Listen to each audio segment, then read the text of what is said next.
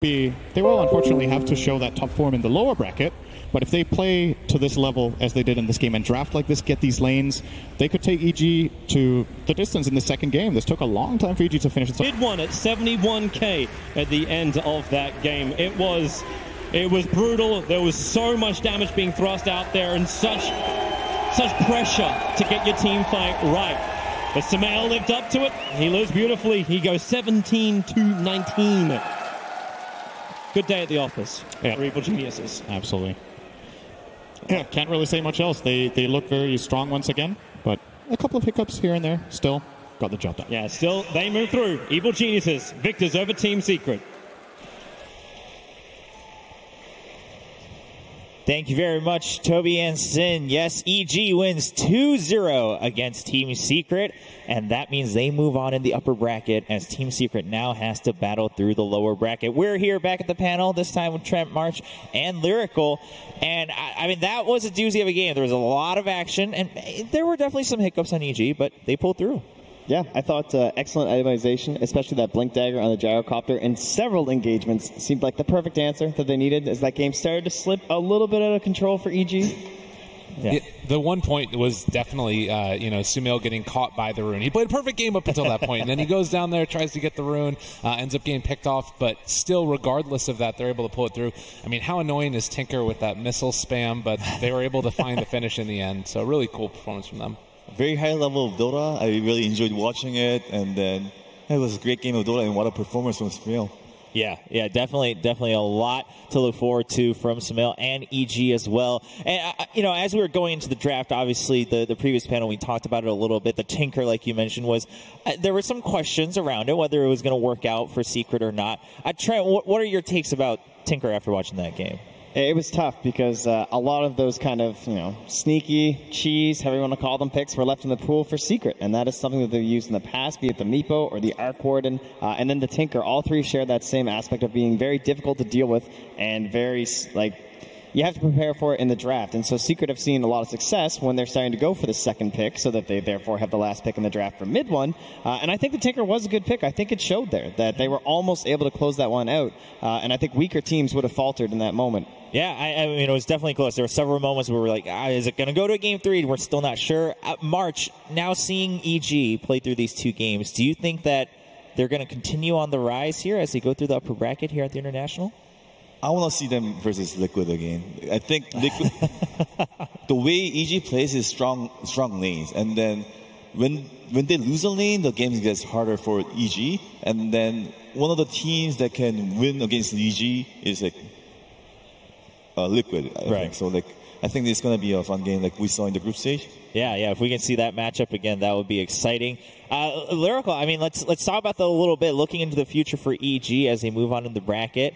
They're going up against OG next in the upper bracket. Obviously, there's some stuff to talk about there. What's your take? I mean, there's a lot of things to talk about there. That matchup is the one I think everybody's been salivating over and wanting to see. And I think the other big thing about it is that you've got two teams that, it'd be one thing if they met in the lower bracket. Meaning the upper bracket, that's going to be amazing because they've both been playing so well. Yeah, well, that's one to look forward to as we continue to have so many more matches here. But before we talk more about the matchup ourselves and the next matches to come, we actually have a chance to hear from Fly. Straight from Fly himself. Congratulations. Thank you. Thank you very much. Can you walk us through a little bit how that second game differed from the first as far as you being a little bit more behind, it taking a little bit longer to get back on top? I definitely think Secret played a really good game on the second game. We kept trying to do moves and they kept kind of blocking us, and each time they got a little bit further ahead and we weren't really able to get a control of the game as we wanted. I think them getting the second Roche, I believe, was definitely the thing that delayed the game the most for us. It was really hard for us to take fights, and honestly, they played really well. So. What do you think the factors are making you such a strong team, given how well you played in group stage and how well you're playing currently on the main stage? I would say everybody on the team is very skilled, first of all.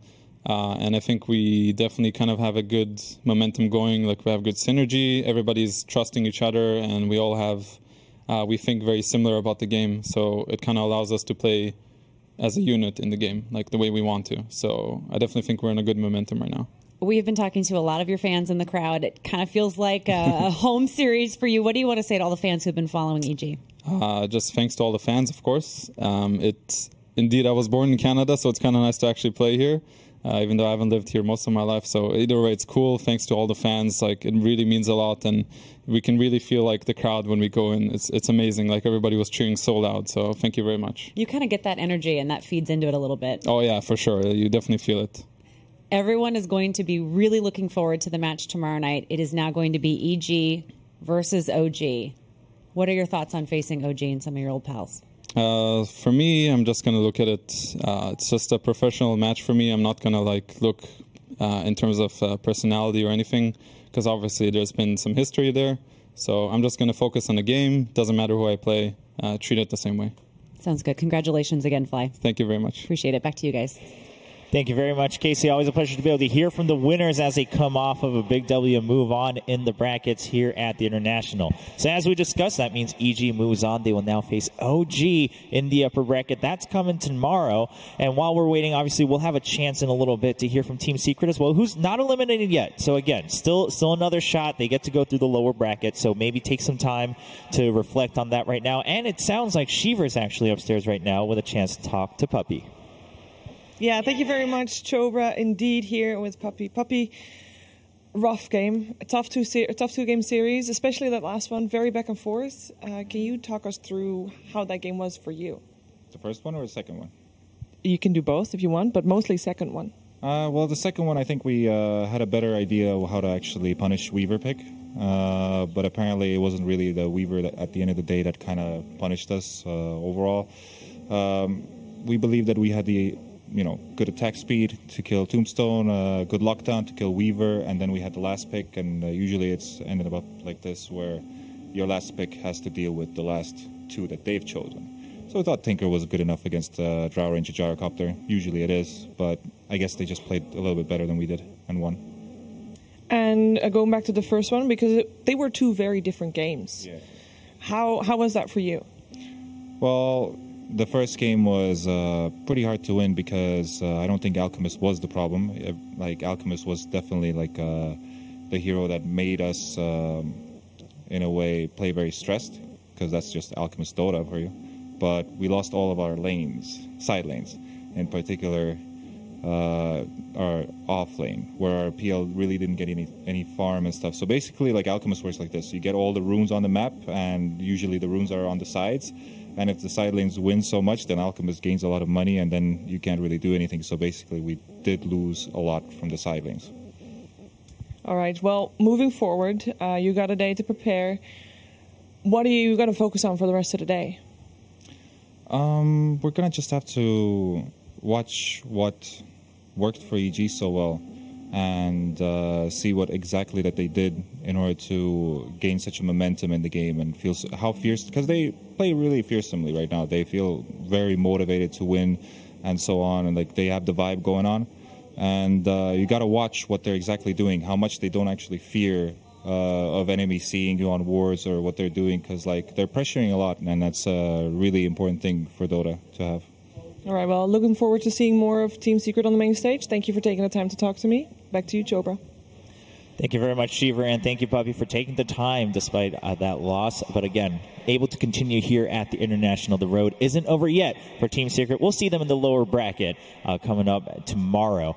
But in the meantime, we've got to check out some of the short films earlier as we're prepping for the next matches. There were quite a few fun ones, and I think Machine's out there with the final list. Machine, do you have the list of the finalists?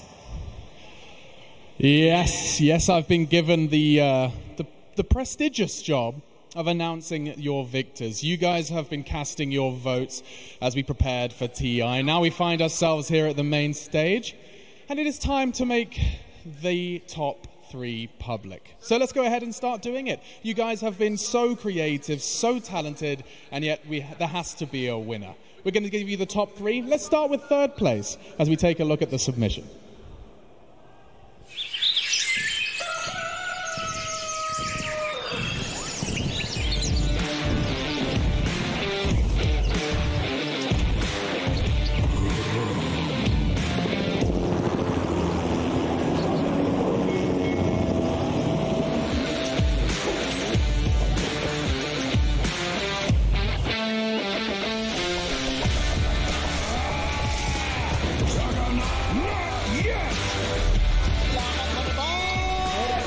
normally.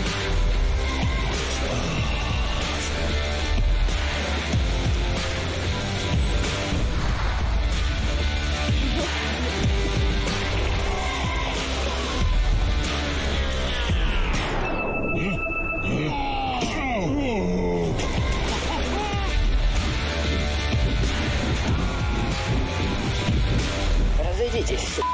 Я иду мид.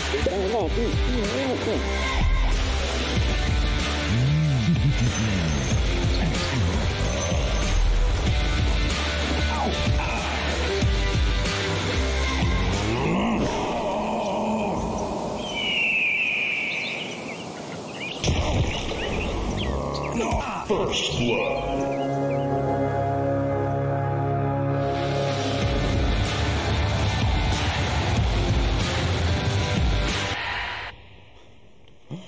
Oh, let me hear it, Rogers. That was fantastic. That was called GLHF, and they take third. And now, without further ado, let's take a look at number 2.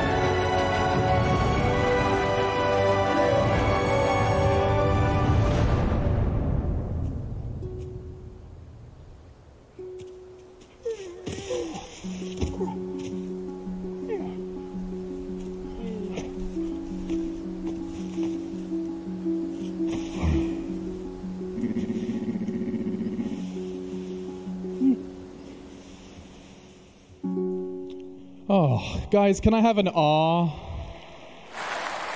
Stop making me feel things. My goodness. Wow, fantastic. That was your second place with Ursa Minor. And now your victor, the one with the most votes, the one the Dota community loved the most. Let's take a look.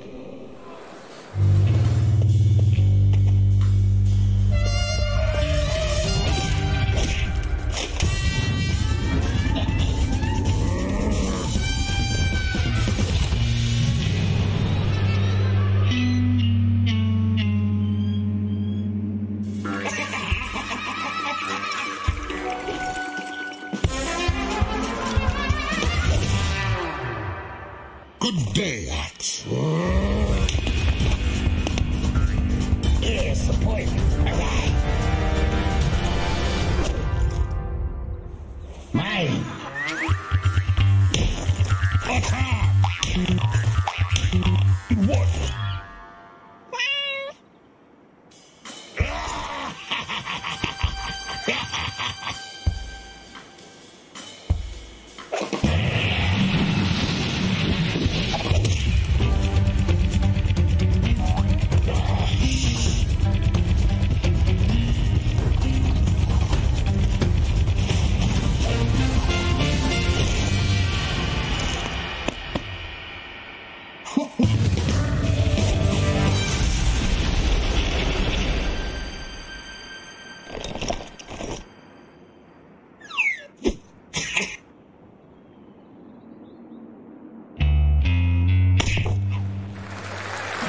Yeah, give it up. Fantastic. Well, that is your short film contest winners, and I will throw it right on back to you guys at the panel to keep bringing the dotes. Thank you very much, Machine, and thank you to all those who participated and created some of those awesome short films. Fun to watch. Some of them a little bit more tearful than others, but always a joy to see what we can come up with here in the Dota community. Well, we're moving on to the next matches, and you know what that means. That brings us to the lower bracket. So we are about to start facing some more eliminations here at the International. A little bit more tension back in the arena as we get ready for this next matchup. It is Optic Gaming versus Team Serenity. A best of 3. And afterwards, one of these teams will be going home and ending their story here at the International. Trent, first takes on this matchup. For me, I've gotten the pleasure of watching several of the Team Serenity games, and they are a very exciting team to watch. There's no doubt about that. The highlight to me has definitely been PYW, their support player, breaking it out on this Ursa or this Tiny. They tend to give him a lot more space than most other support players get right now, and that's been a very big key to their success lately, is that he just makes so much space and basically performs most of the ganks throughout the mid game for them and takes them into the lead. All right, something to look forward to for sure. March, what about you? I think this game has a lot to do with the drafting. Last time when they played against Fnatic, they had a lot of the comfort heroes they had in the big stage. And having those comfort heroes in the big stage matters a lot for the underdog teams. And then I'm sure PPD takes that into account and maybe don't give them the heroes they're comfortable with. And if that happens, I think Optic has more advantage. Okay, all right. Something for PPD to perhaps shine on. And Lyrical, your first takes? Big things is that when they met in the group stages, it went 1-1. And I feel like the team that kind of comes away with it with the better draft each time, in that case it was Necro. Whoever got the Necro in that series was the one that was going to be able to come away with the win. This time around, I think things have changed a little bit since that point in the meta, and it's probably going to be the first best of 3 that goes to a game 3. Okay, all right, going to a full game 3. Well, that would be exciting for sure, as everyone's been kind of fiending for a couple more games to watch here. So it seems like the draft is really what we want to focus on here, especially also given the paths these two teams have taken. Team Serenity, you mentioned briefly, obviously, them winning their best of 1 here on the main stage, getting through and surviving. Is that a momentum that they're going to be able to carry through here? Do you think that matters a lot for them? Definitely. I mean, obviously get on the main stage. This is one of those teams that kind of that classic idea of not having a whole lot of expectations coming into this tournament, right? They managed to just kind of come through the qualifiers in a surprising fashion, and now they managed to get onto the main stage. They managed to make it past that, so they're just kind of riding that high right now. But there definitely is a bit of a wall ahead of them. It's the green wall, and it's PPD. This guy, I don't want to draft in a best of 3 against this guy. I would be way more comfortable in a best of 1 if I was a team like Team Serenity. All right, well, let's meet Team Serenity.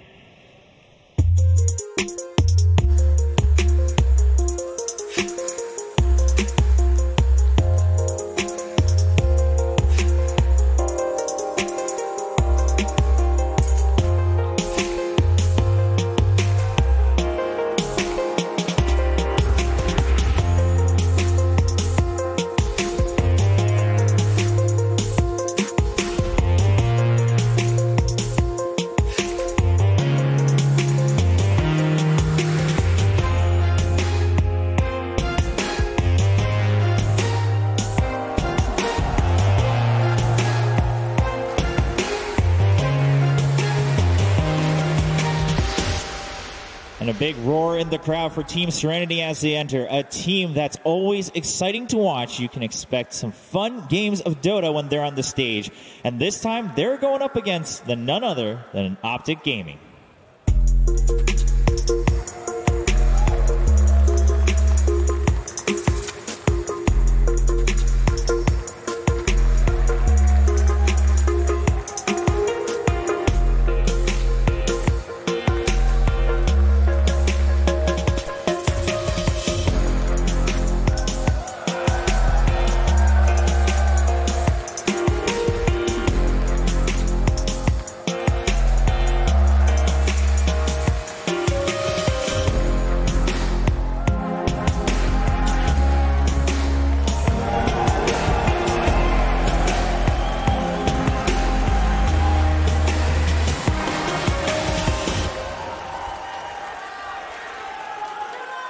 And there is Optic Gaming, the green wall entering the stage.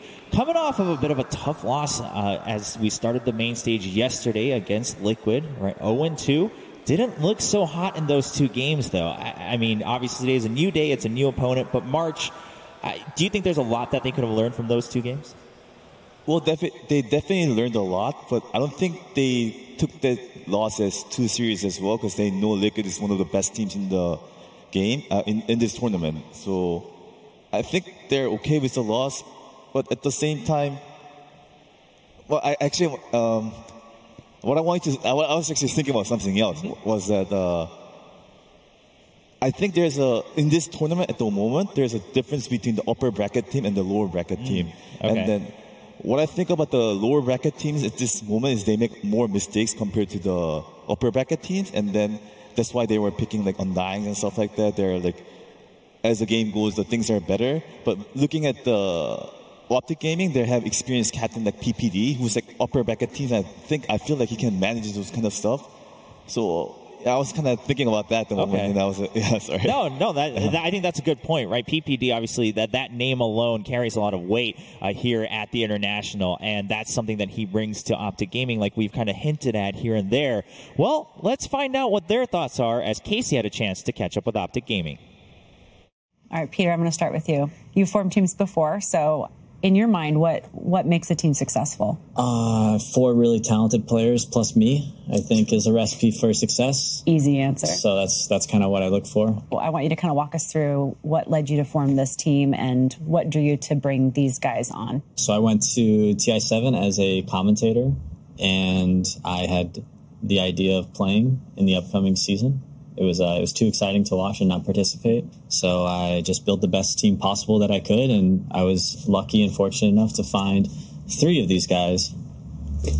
Can you walk us through each person and what about their skill was when you saw them, you're like, okay, this is what I need for this team? I'll start with Quinn, CCNC. He's our mid player. Quinn was one of the up-and-coming stars, mid-lane stars in North America. He was a commentator at the event as well, so we were kind of in the same areas, and we got to talk a couple of times. So he was pretty easy to convince. And then we have Zai.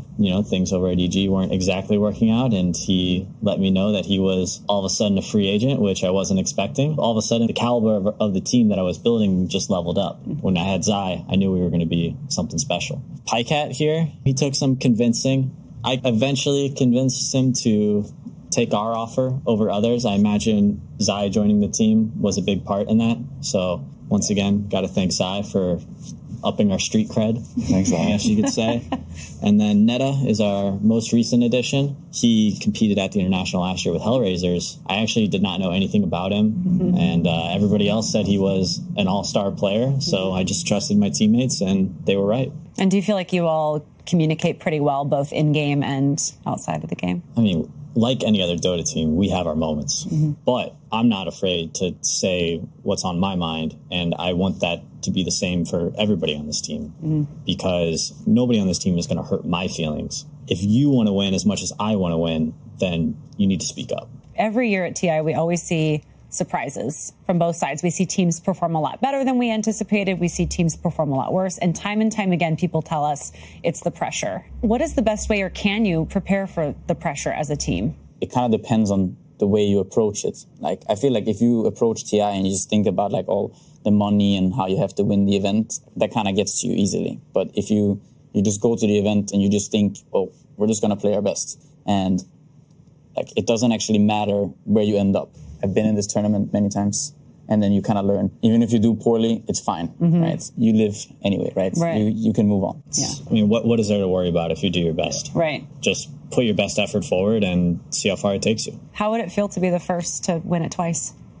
Well, I mean, no one on my team has won the International before, so I would actually be the only person to ever win twice. So I'd be like the king of Dota, right? Is that what you would call yourself? Maybe. Maybe start wearing a crown at tournaments. So you think you're equally as motivated to win the Aegis for a second time as others on your team might be to win it for the first? I mean, I can't speak for anybody else but myself, but it's all I really want to do in this current moment. Yeah. I don't think everyone's motivation at the end of the day is just to win this thing. Yeah. Even if it's for the first time or for the 6th time. What would it mean to you to hoist that for the first time? I don't know. It will just be really nice. Like, I don't know what to say. So kind of like last year, you're not even really focused on that as much as let's just play well. And... yeah, I would just like to play my best. Oh no, same thing as last year, huh? That's bad news for us. Hellraisers 2017. Yeah, I will just try my best. Did you try your best last year? Or was it like... Did you ruin the game? I will take responsibility for 2 games. the two first games, I was very pressured. Afterwards, I gave up all hope. Well, the good news is our first games are against Virtus Pro, so if we lose those, it's not the end of the world. And what do you think is the biggest challenge for you specifically that stands between you and the Aegis? I mean, we're going to come in well prepared, and we're going to do our best. And I think that as long as we keep our cool and don't get too panicked in our games, I think that we can go really far. Thank you very much. Thanks for taking the time. And good luck Thank you. to all of you. There we have it, Optic Gaming. I can't help but as we were listening about the motivations and everything, I just keep hearkening back to Sumail being like, it is actually all about the money for me. So there are some different motivations here at the International. But obviously PPD also going for a second run here. The only one, as he liked to clearly point out with his teammates, going for that second title. But everyone else on the team going for that first time of being able to lift up the Aegis. So that's Optic Gaming now on stage up against Team Serenity. I just want to say, generally the consensus seems that most people are favoring Optic Gaming in this matchup. Lyrical, what are your thoughts on that? Yeah, I would say so. I mean, it's pretty fair. They've looked really, really good. Those first couple of days, he mentioned it, in his little piece that they're going up against Virtus Pro. Things weren't looking great. And then they had a huge run. They were bottom of their group for so long. And then they have that momentum. They come into it. They face Liquid again. So it's kind of another one of those sort of throwaway-ish type of games where it's like that they're that good going into it. So I think that they've got to be feeling confident. And they seem like they're a team that handles the pressure well. Yeah, that's a good point you bring up, right? During the group stages, they made that great run to get into the upper bracket. Then they face one of, if maybe not the hardest opponent in the upper bracket. They get knocked down, and now they're kind of poised to make that run again. They've gone through this before, shake the rust off. Trent, you think that perhaps that's working in their advantage? Oh, well, I mean, it's still a loss in the end, right? You're still going to work into something, and it was a pretty rough loss. I understand. Liquid are probably the best team this tournament, but yeah, I know Peter, he looked very disappointed even after that game. So they still have to, they got to build that momentum first. After game one, I'll give it to you. All right. Okay, now things look good. All right. King Peter the first, not quite yet. All right, fair enough. Fair point, fair point. As we're waiting for this game to get ready, we have Slacks out there catching up with some more fans here in the arena. Slacks, where are you at? Hey, Chobra, I'm down in the pit with all the boys getting ready for this game. Crowd's pretty hyped, but I'm with a couple fans. Now, we've seen some very heartwarming segments here. It's been very beautiful. Casey's walked us through beautiful things. That ain't Dota, baby. A lot of Dota is a lot of smack talk. So I brought two fans here, an Optic Gaming fan, a Serenity fan, and they're going to give each other a little bit of the dirty. What's your name, sir? Aaron. Aaron, and your name? Richard. All right, guys, the rules are simple. Crowd, I need your help. They're both going to talk about their teams while they're going to win, while the other one's going to lose. And I need your applause to see who wins. Everybody ready? All right. That's what I'm talking about. Sir, begin. So I know Optic is playing now, but who are their opponents? That's Team Serenity. No, but who? Okay. Got a little bit there. A couple boos. All right, what do we got? I'm going to tell you right now, Team Serenity, we call him Wings Jr. Do you know what happened 2 years ago? Do you know what happened 2 years ago? Yeah, they disbanded 2 months following. Oh, take it easy. What do you got for us, sir? I'm pretty sure you guys are going to win with your dynamic duo, PPD's Crystal Maiden and CCNC's Tiny. They're so powerful. Yeah. Any retort, sir? Yeah, I'd love to mention, distinguished heroes on Serenity, and I look forward to learning about them during their exit interview. Okay. All right, last one. It's time to see which is the best region right now. The most powerful region, NA or China. And your thoughts? And my thoughts? Who's going to be? Peter's going to dominate us, for sure. What are you doing, dude? No. Peter's going to feed us. Great. I'll take it. China. Can we just throw out a China number one? China number one. China number one! That's all I needed was permission. All right, sir. Now we got to have a winner here. Crowd, I need your help. Do we have it for the Optic Man himself? Let me hear it. What do we got?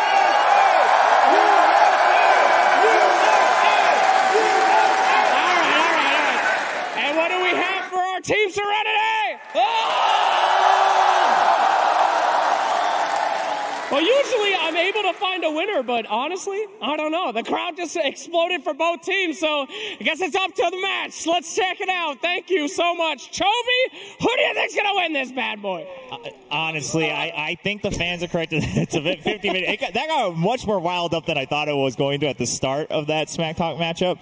It really took a turn when PPD's Crystal Maiden came out in full force. But, ooh, that's a bit of a scar for that one. But I think the fans here are pretty split. I think they're just excited to see this matchup, right? I think we've talked about Optic perhaps being more favored on paper, but Serenity's always shown some exciting games, to say the least, and that's how they've been able to survive. March, what are your thoughts on Serenity coming into this game? They're the underdogs. I feel they're handling the pressure really well at the same time. And then I feel watching their games pass, if they get the right heroes, I think they can win against Optic. But I don't think PPD is going to give it to them. Just like I just said before. Yeah, that was going to be my follow-up question of like, so then PPD, do you think, if you're Serenity though, do you worry about that? Like, is that something you have to consciously be thinking about, the fact that you're facing PPD specifically? Or do you just say, listen, worst case, we'll just play whatever's left most comfortable as we are, and let's focus on us rather than Peter? Well, in my past experience, when I did it, like, I looked at VG, like all these good teams that I had to play against in 2015, and then I took a lot of their replays, and I was like, oh, I don't know what I'm going to do. I'm just going to go back to my replay, watch my replays, and try to figure out what we did best. Mm-hmm. So I think that's the approach they're going to take as well, hopefully.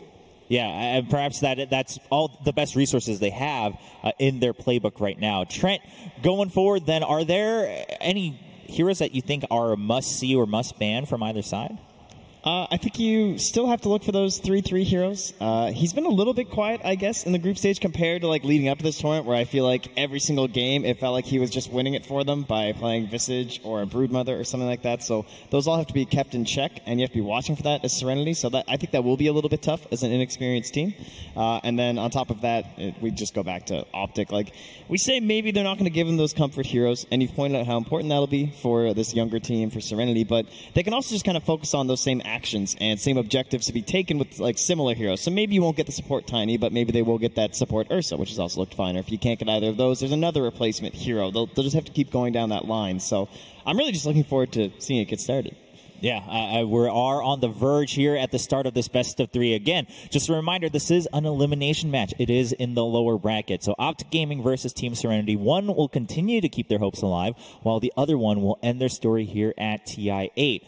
Lyrical, overall, we've seen the draft kind of shift here and there, even just in the short span of the international. Do you think that's a trend that we're going to see continuing on forward, not just this match, but all the way through to the finals? Yeah, I think so. We saw a little bit earlier today a PL against an Enchantress, and that looked like a good answer to the hero in a vacuum. You see like a lot of other trends. I think Venge is becoming more and more popular. In the last game that we saw, there was this position 4 hero that was crazy farmed ahead of the Venge. But she still felt like she had more impact in that position 4 role. So there's these heroes where, like, sure, the meta's going this way where there's really greedy 4 positions that's more like a 3.5. But regardless of that, there's still answers being found. And it's going to change on a team-to-team basis as well. Mm-hmm. And something that, again, has been this trend that I think is starting to pick up, not just on our panels, but even just amongst conversations backstage, is some of these common heroes that are showing up early on in the draft, whether it's just because it's safer or because it's a comfort pick, not quite seeing the success they were before. And namely, obviously, earlier today, Mirana kind of solidifying that position of, hey, makes sense on paper, not so much success on the main stage. What are your thoughts, Trent? She's still going to be a popular pick, I think, because she's super flexible. And that's what it comes down to, right, is this idea of being able to put it in the off lane, possibly the mid lane or the safe lane, even different roles in terms of like core or support. There's a lot you can do there, and that basically is the same for heroes like Pugna and Necrophos. Although the counters start to appear as the tournament goes on, because one team's going to pick this Batrider versus Necro, and everyone else is like, oh yeah, Batrider is still a hero. So it always builds that way, and then you have to find new answers and try and evolve the meta after that. Yeah, I think that for something like the International, right, with how expansive it is and the types of teams we have, that's one of the most exciting parts, is seeing how the game evolves in such a short span with a number of matches. March, what are your thoughts? What I think about the Mirana hero you pointed out is that hero needs to make snowball from the laning phase, and then he has to last it really well in the laning phase, and then he's not really good to play under the pressure is what I feel. And then the hero, I was briefly talking about the upper bracket hero and the lower bracket hero, and I think there's a different meta in here. Like in the lower bracket, you have much more pressure, and then you want to play the heroes like Undying, Vengeful Spirit, those kind of heroes where you're allowed to make a mistake. Even though you die with Vengeful Spirit, like you're still useful and stuff like that. All right. Well, speaking of the brackets, we are now in the lower bracket. This is the next elimination match here at the International. Optic Gaming versus Team Serenity. Game 1. All right. I don't know what happened in that short span. All the Optic Gaming fans went real quiet since the Smack Talk competition here, but Team Serenity is still showing up in full force here at the arena. We are about heading into the draft, and it does look like we actually have our first picks going down. We'll have them pulled up on the screen here in a second, but Vengeful Spirit coming out first, and Mirana, like we just talked about. So again, still going with the safer or flexible picks as we've discussed. So one thing right here as well is that Tiny, a very highly prioritized hero in this matchup, Optic have come up with answers to it by throwing a lot of negative armor at it. So they're kind of blocking out that pick by taking the Vengeful Spirit early. And now Serenity are saying, okay, with Mirana PL, we think PL is a good enough core that we can first pick it and you don't have an answer. So before the game started, I was talking about the comfort hero for Serenity, and one of that is definitely GGG's Phantom Lancer. It's one of his best heroes, and then giving it to him is like one of the good things is what I feel. And then I think PL is also a hero that you can kind of make a mistake on, because later you go into the game, he becomes really good hero. Right, it feels like Spectre in a lot of ways, right? Where eventually it reaches this point that they have to address you during the draft. So we're already seeing at least possibly some answer here with the Brewmaster trying to control up single targets. If you just want to try and ignore this PL throughout the entire thing, you're going to run into major trouble as Optic. All right, the Brewmaster comes out. And earlier we did talk about their matchup in the group stage. 1-1 split between these two teams. They come from the same group. And Lyrical, you pointed out that time, the kind of commonality in the win was Necro being picked up by either side. Yeah, banned out in the first phase this time around by Optic. They just don't even want to mess with it. And the Brewmaster's like kind of that interesting answer. I think that it's a hero that probably for the laning stage is what I would imagine, dealing with the PL in a way. But I do feel like right now it kind of not necessarily puts them on a timer, but I do feel like I like Brew best when he's early on in the game trying to make moves happen. So maybe Optic could be looking to try and set up for something like a Visage a little bit later on. It's a hero that they haven't shown in the group stages, and maybe they're hoping to catch Serenity unawares. Brew is generally good against PL all throughout the game because he's a strong laner against PL, and then as a lane, in the mid game he has a PL, the Storm Spirit Panda dispelling Dispel Magic. Dispel Magic. That's the one. And also later on in the game he can get the Radiance, which is also useful against the PL. So I think that's a really good hero against PL in general. It's also, it comes this idea of like scrappy Dota, of like you're in this lower bracket and the fights don't really work out the way you think they're going to, and if the game starts to drag on from that, Brewmaster is quite the late game threat at this point. With some of those talents, like the HP on the Pandas, and then the cooldown, it feels like you just always have your ulti when you find yourself in this late game and the hero is not as cooldown reliant as he was before. All right. Well, I was expecting more of a Silencer or Dark Willow to be considered here, but I guess they just go. ET and Mirana is a classic dual offlane hero. They're both strong. Like with ET being a fat frontliner that can be a very strong 4, and then set up for the Echo Stomp to the arrow. It's very important to get that early laning stage presence, as you said, from Mirana too. So if they can maybe abuse that hard camp and just like keep stacking it and try and get the spirit damage going, this ET plays in front, bullies around, and then that provides a lot of space for the Mirana to actually get some farm. And this was the lineup that they had previously as well when they were trying to run against Optic. They ended up losing this game, but they had ET Mirana as a combo together, and they ended up running Spectre with it, which is maybe part of the reason why they lost, but now in a little bit more comfort hero for the PL. So Clockwork is usually considered a counter against ET, so we can maybe expect to see that, because you don't want to give away too much information from Optic Gaming side, so you just counter whatever they picked in the That's true, but then he's also going into Mirana and PL, which are two heroes that do not feel like a lot of fun to place as a clock. That makes actually a lot of sense. I didn't really care. Forgot that, I guess. Well, the Jakiro coming out. We saw Jakiro earlier today in that first match, coming back in this elimination match. And although the Jakiro lost, you could see how it was a fantastic answer to that PL. Like, very difficult to keep going through that team fight with a doppelganger with the ice paths being laid down and a little bit of assistance too in clearing those illusions. Jakiro is also really a good hero against ET in the lane, where he slows down the ET's a lot of attack speed. So even though he has a huge damage, it doesn't really threaten the Jakiro too much.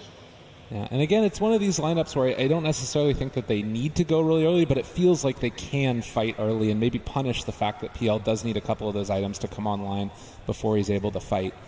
So I'd like to see him continue that, and maybe for the side of Serenity, shore up the lanes a little bit, see if they could get somebody in there that... I mean, do you guys think that it's going to be the ET Mirana lane together? It's kind of tough to tell at this point. I will guess it to be at this point. But what I want to see from Serenity is like some kind of setup like Ember Spirit. Like, I think it's like too early to pick Ember Spirit, and Ember Spirit and PL, like, I don't know, they look too weak in the laning phase, but I kind of want to see a hero like that to set up for the ET0. Yeah, and there's the silencer, because they still have room for the 5. It's still left in the pool. The question is, does this make their lanes weak enough that they could consider the Drow flip here for Optic? Ooh. I think ET Mirana is a pretty strong lane for Drow so far. And then they don't... Well, I guess Drow and Vengeful Spirit is pretty good together, but I don't think you want to pick Drow Ranger into PL, first of all. Yeah, it's true. I mean, if that game does go long, then it feels pretty bad. You have a gap closed, you can actually get on top of her. That would be like super heavily committed to it, but it sort of depends on which way Optic Gaming want to take it. Because I do think that this silencer combo, it's something that they've worked really well with. Like, look at that initiation. You know, if you land a stomp, combo that together with a silence after the fact, there's just going to be no saving the other guy. Okay. And Storm coming out. Storm Spirit. So a bit tough against the silencer in some ways, but at the same time, they also don't have any really direct control here. Everything is pretty delayed aside from the global silence, and Storm can just itemize for that. We'll have to watch it being punished out of the Yules, assuming that's going to be the answer by the Arrow or by the ET. But overall, I can see why you'd want to put a game in this. Game goes a little bit later. Storm can be an okay answer to that PL. Storm is definitely a good hero against PL, I feel. Yeah, it seems like Optic so far kind of focusing on certain specific counters, even though it may not be the most ideal overall in the composition so far. Life Zero, the last ban from Serenity. Yeah, showing they have no fear about any sort of a draw strat. They're not going to worry about that. So that would have been a pretty sneaky pick to go for the Life Zero. Not a hero we've seen very much, but of course an old friend of the Storm Spirit for those Infest bombs. Pretty good with the Brewmaster too. I do still feel like I'm kind of okay with this with Serenity. You just need to kind of find a decent laner against Storm Spirit at this point in the game. Maybe somebody that can rotate, or rather, I kind of like the Ember that you had talked about earlier. That could be solid. Yeah, now seeing the Storm, like Ember does. I don't actually. I'm not really 100% sure on how Ember versus Storm lane goes, but I think both of them get what they want. And then if you pick an Ember for Team Serenity and then can get away with it in the laning phase, later chain into Echo Stomp or into the Arrow, even if when he's in the air, the Silencer can use the Global Silence and kill him after. Yeah, and Storm and Ember are pretty similar in the fact that, like, no matter what's going on in that lane, if there's rotations coming through, they're just going to go back to the jungle. And they're going to try and keep that Storm lane safe by banning out the Huskar, but now, Big Spectre, the ultimate late-game hero, it feels like lately, up against the PL. So we're pretty well prepared for most phases of the game here already from both sides. Well, I can see Mirana, ET lane doing really well against Spectre at the moment, though. I'm kind of worried about that.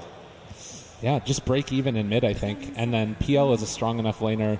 I think he can deal with the pressure that's going to be coming his way. He can doppelganger off, most of the slows and everything that would be thrown at him. I still like Ember. I still like Ember, too. And then, like, PL versus Spectre in the super late game, like, PL with the Silver Edge can do really well against Spectre, and then with level 25 talents, like Radiance, from my past experience, I don't think Spectre is good enough against PL. Obviously, there are, like, good heroes, Jakiro or Panda to help him, but just looking at those two heroes alone, I'm not sure. Perhaps a little bit in favor of PL. It does feel like the fight execution looks very easy for Optic right now, though. Like, if you get into that mid to late game, you just haunt, you have this vision. Storm has a clear target to jump. It gives Brewmaster a great target. Like, he's going to see that hero he needs to prioritize in the engagement, blink, clap. So I really like that they went for the Huskar ban, because we're talking about giving Storm a decent game. Just make sure this Huskar doesn't get him out of control. And, well, A+, well done. The Ember will arrive here, and this looks like quite the brawly, scrappy game as expected. Yeah, there we have it. All 10 heroes selected. As you guys have mentioned, Ember going to be that last pickup for Serenity, going up against that Storm Spirit. Well, as we're getting ready for this match, we're going to have another fresh look at this draft. Agent BSJ, come on in. Let us know what your thoughts. I think this game's going to stem completely from the mid lane. Both teams, their pace setter, the Storm Spirit as well as the Ember Spirit, the heroes that are kind of responsible for getting things done. Yeah, you have the team fight across both teams from all of the other heroes, but both teams rely on those two heroes to get things done. So I feel like however the lane goes mid between the two players, I think it's a very skill-based matchup. Will dictate a lot about the pace of this game, and I honestly think will decide who takes the game. But if you have to ask me, I think that the PL will have very little impact in this game. Storm Spirit plus Spectre, I think he's going to get caught out a lot in the early game, because at that point he's still vulnerable and they have the tools to catch him. Unlike earlier when we saw OG, VGJ did not have the ability to kill the PL early to mid game when he's the most fragile. All right, so a little bit of a different take on the PL here, and also how the spirits are going to match up against each other. Well, thank you very much, BSJ. That does wrap it up for the draft in Game 1 of this matchup between Optic Gaming and Team Serenity. And to bring you the action, it's going to be Odie Pixel and Fogged. Thank you very much, Chora and D. We're down in the lower bracket. Optic Gaming versus Serenity in a best of 3.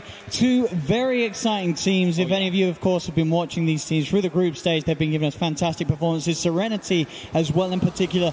There's some players on this lineup that you really have to watch out for, such as in that middle lane, you know, on this Ember Spirit. What we saw is Lina. He's coming in with the Ember Spirit. It was sort of predicted by the panel. They seem to sort of like that finisher to the draft. But as BSJ said, you know, how's it going to sort of work with the PL thrown into the mix? Is it going to pay off? Both teams look like they're focusing to make sure. Oh, that's a. All right, we're off to a great start. I love it. His screen froze. They tipped him so hard. His screen it's broken. So hopefully we'll be able to get that one fixed.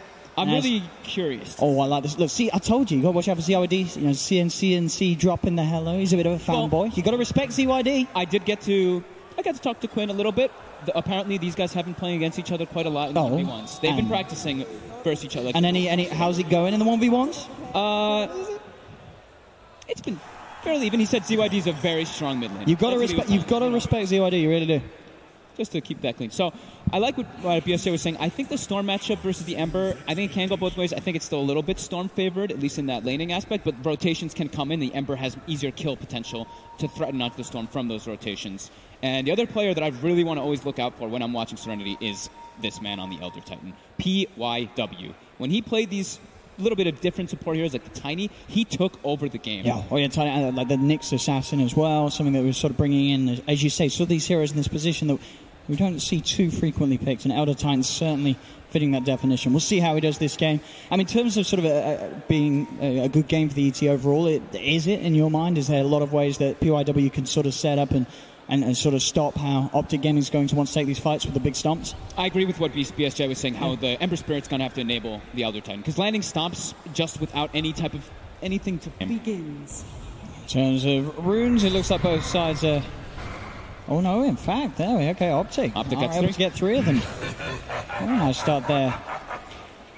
As they're able to get themselves over on the bottom and get both of them down there. So the one really good thing I think for Optic in this game, because like when we saw the Silencer yesterday versus like that Magnus, let's say, you know, Yang had a really tough time because he was the one who had to just force the initiations, and it was just the global would come up naturally. The thing Optic has for them is they have an easy way to get vision of that Silencer to start the fights. Haunt gets popped, then we can have the Brewmaster follow up afterwards, and then Storm can pick and choose his targets. So vision aspect is going to be pretty nice for them, but Serenity also has great vision that they can get from that Elder Titan. See how much pressure the two of them can put on top. Zai on that Vengeful Spirit backing up 33's Brewmaster.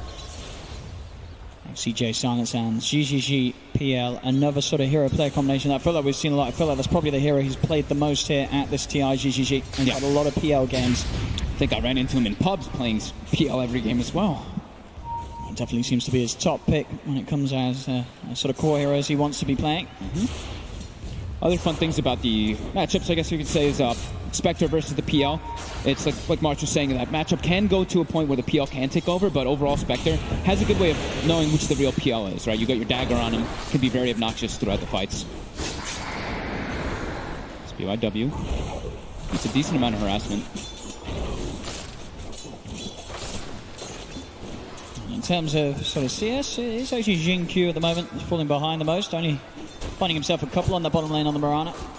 Yeah, I think this lane's really important for them, too. They want to be able to put pressure onto Pycat, but right now, not really able to do so. Yeah, Pycat is farming absolutely fine so far off the back of the first few waves. The waves will push in towards Serenity's tower. Yeah, that's the great thing about having like a hero like Jakiro, who's just this, this beefcake right in front of you to tank the brunt of the damage. You see, PPD actually went for a ring of protection because he knows he's going to be getting poked and prodded by this Mirana over and over again, so he can just sustain through those hits. And with the dual breath, I think March also mentioned that one, is slowing the attack speed of the other Titan. You hit hard, but you hit slow. Looking at the mid lane at the moment, pretty much dead. Even top lane Zai could be in trouble. He'll put the Fairy Fire, the Curse Time to take him down, but he's got the stick charges as well. Now 33 looking towards GGG. He's trying to walk himself away through the tree line, but 33 one more hit will do it, and there he has it with the crit. 33 finding first blood on that top lane, as Zai sort of baiting in the action and then being able to have that burst heal, catching Serenity off guard and setting up 33 to find the kill. XCJ gets gone on. Another kill for this dual lane. 33 and Zai having a fantastic time on this aggressive dual lane. The farm, of course, as well for 33. Perfect. Second highest in the CS. Well, now he's at the top. 14 for 5 on the last hits and denies. It's going to be a very good start to 33's Brewmaster game. That's really threatening. If the silencer steps up at all, we'll just die to the Venge and Brew. And now that they've got this level advantage, I'm concerned for GGG up here. Looking at the mid lane at the moment, CCNC 17 for 3 against the 13 for 1, so starting to break ahead of ZYD's Amber Spirit. ZYD also got a DD rune and still unable to really contest too much versus Storm. Kind of as expected. The Remnant is really powerful until the Ember in particular hits level 5 for that level 3 Flame Guard. As you can see, just sort of with the wave of terror and the right clicks from Zai, it really is enough for him to sort of zone out these two heroes. As you say, whistle that level advantage. He's just standing there facing two people. They're struggling with him. It's given all the space in the world for 33 to stay in the lane, deal with the creep wave, soak in the farm, get that sort of split XP as well, so he can propel himself towards what could potentially be quite an early level 6 in a dual lane for the Brewmaster. As Optic certainly seeming to coming out on top of these 3 lanes. All 3 of them going pretty nicely for them. The mid lane's closed though. It's ZYD moving in onto CCC, not quite level 6. He does pop the Fairy Fire the Mango, and ZYD will hold back. Went for the 2-1-2, but Pycat bottom actually gets the arrow on him. Very nicely done there with a quick leap forward to find the angle, as Serenity will get themselves their first kill in this game. And a big 1-2, knocking Pycat out of that bottom lane, who was having a pretty good time on the Spectre. So nice to see the Serenity are able to step it up and start to get away with the aggression that they would have hoped for when they drafted this dual lane on the offensive. Yep, it was as soon as PPD went to go pull, they actually were able to find out Pycat. And now again, PPD. PYW finds the stomp onto PPD, sets up perfectly for the arrow from Xingqiu. It's going to be another kill down here for Serenity. Gone for a different, when we used to see is on a lot of these Elder Titans, you have the tips, of course, coming out every time. The tip game is on point here in this match. In top lane, Zai being chased by GGG, the curse upon him. GGG find the vision. He hasn't got enough mana for another Spirit Lance, so Zai will be fine. He was trying to hide. There is a ward there, though, but as 33 walks up, he's able to push GGG away. GGG should be fine. He's got the doppelganger. And 33 indeed can't quite dive underneath the tower as of yet, but he's going to get close to the point where he can, as he's still level 5, GGG on the PL level 3, so a 2-level difference between the two cores in this top lane. So I was mentioning the PYW went for the 2 and stop build. We haven't seen so much Elder Titan, but traditionally lately we've been seeing 2 points in the Astral early on, so you can walk up and hit. But because he's dealing with that Jakiro pressure, he just wants me to set up those arrow combos with XI and Q. Very smart adaptation to the lane.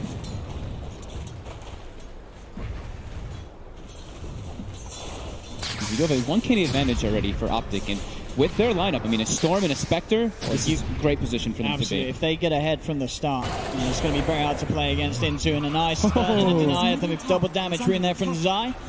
be painful. Top lane, 33.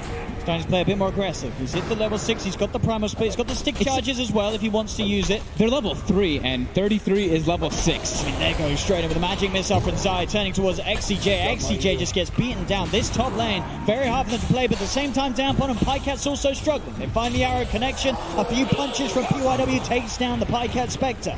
Top lane 33 looking to get in deep, close and personal to GGG as he jukes his way around the tree line. 33 just looking pretty much for the clap into the primal split if he can go for it, but GGG will be fine for now. Mid lane as well. CCNC getting very low there as ZYD tried to make a go upon him. And CCNC had to use, by the looks of it, all of his mana to zip back to safety. It was a triple remnant commit from ZYD, so they do have some time if they want to try to set up ganks on this Ember Spirit that he could be under pressure, and the dagger might be enough. CCNC gets in, he gets the touch. Can he get another? He can! CCNC! But the straight up outplay there. I don't think ZYD expected that, seeing as how low CCNC's mana was, but he gets away just enough mana there for the 2 zips. It was really smart by Pycat. He actually ported mid and filled the bottle for CCNC. Top lane, GGG tries to TP out, but the primal split just comes out straight away. He'll try and doppel, but Zai's there as well to hunt down the PL. And this top lane just goes from worst to worst. Same time down bottom, they're still getting kills here, Serenity. Jump forward onto PPD, and Xingqiu finds another. So both of these side lanes sort of counteracting each other. Obviously, overall, Pycat Spectre is still doing slightly better than that top lane. But they're finding kills, 5-4, and still, so 1k lead for Optic. You don't want this Brewmaster to have such a great head start, though. CCNC will be okay. We'll zip back before the curse kicks in. Yeah, dodge the... Actually, still gets away the damage. Never mind. But yeah, 33. If this Brewmaster gets very farmed, we saw what he did there. Sure, it's very early, so the PL illusions aren't very strong, but your Brewmaster, you can just use your AoE Dispel, and it just kills all the PL. You'll know exactly which one the real PL is when you kill all those illusions like that every time. Yeah, he's going to be absolutely terrifying. He's saving up the money at the moment. Do you think he will just go... I was going to say, does he go for the Midas? No, he's going to start just straight up building the auras, building up the resistance as well. Ah, Dominator. The Dominator. He could actually do some cool stuff in this game with the Dominator. We've seen what he can do before. Remember, he gets the Enigma Purge creep. game. Like, if he gets the Purge creep versus the Silencer, he can remove Global off himself. But yeah, in the Enigma game in particular, he's done... He just loves the side, right? He's a bit of a micro god. This is true. Know. He is fantastic on any sort of the micro heroes. And yeah, getting sort of any sort of item timing like this is going to be pretty incredible for 33, as he has had a beautiful lane top. And they put a lot of pressure with it, too. GGG is level 5, not really close to level 6, while Pycat has just hit 6 already. So they can look to get involved with that haunt.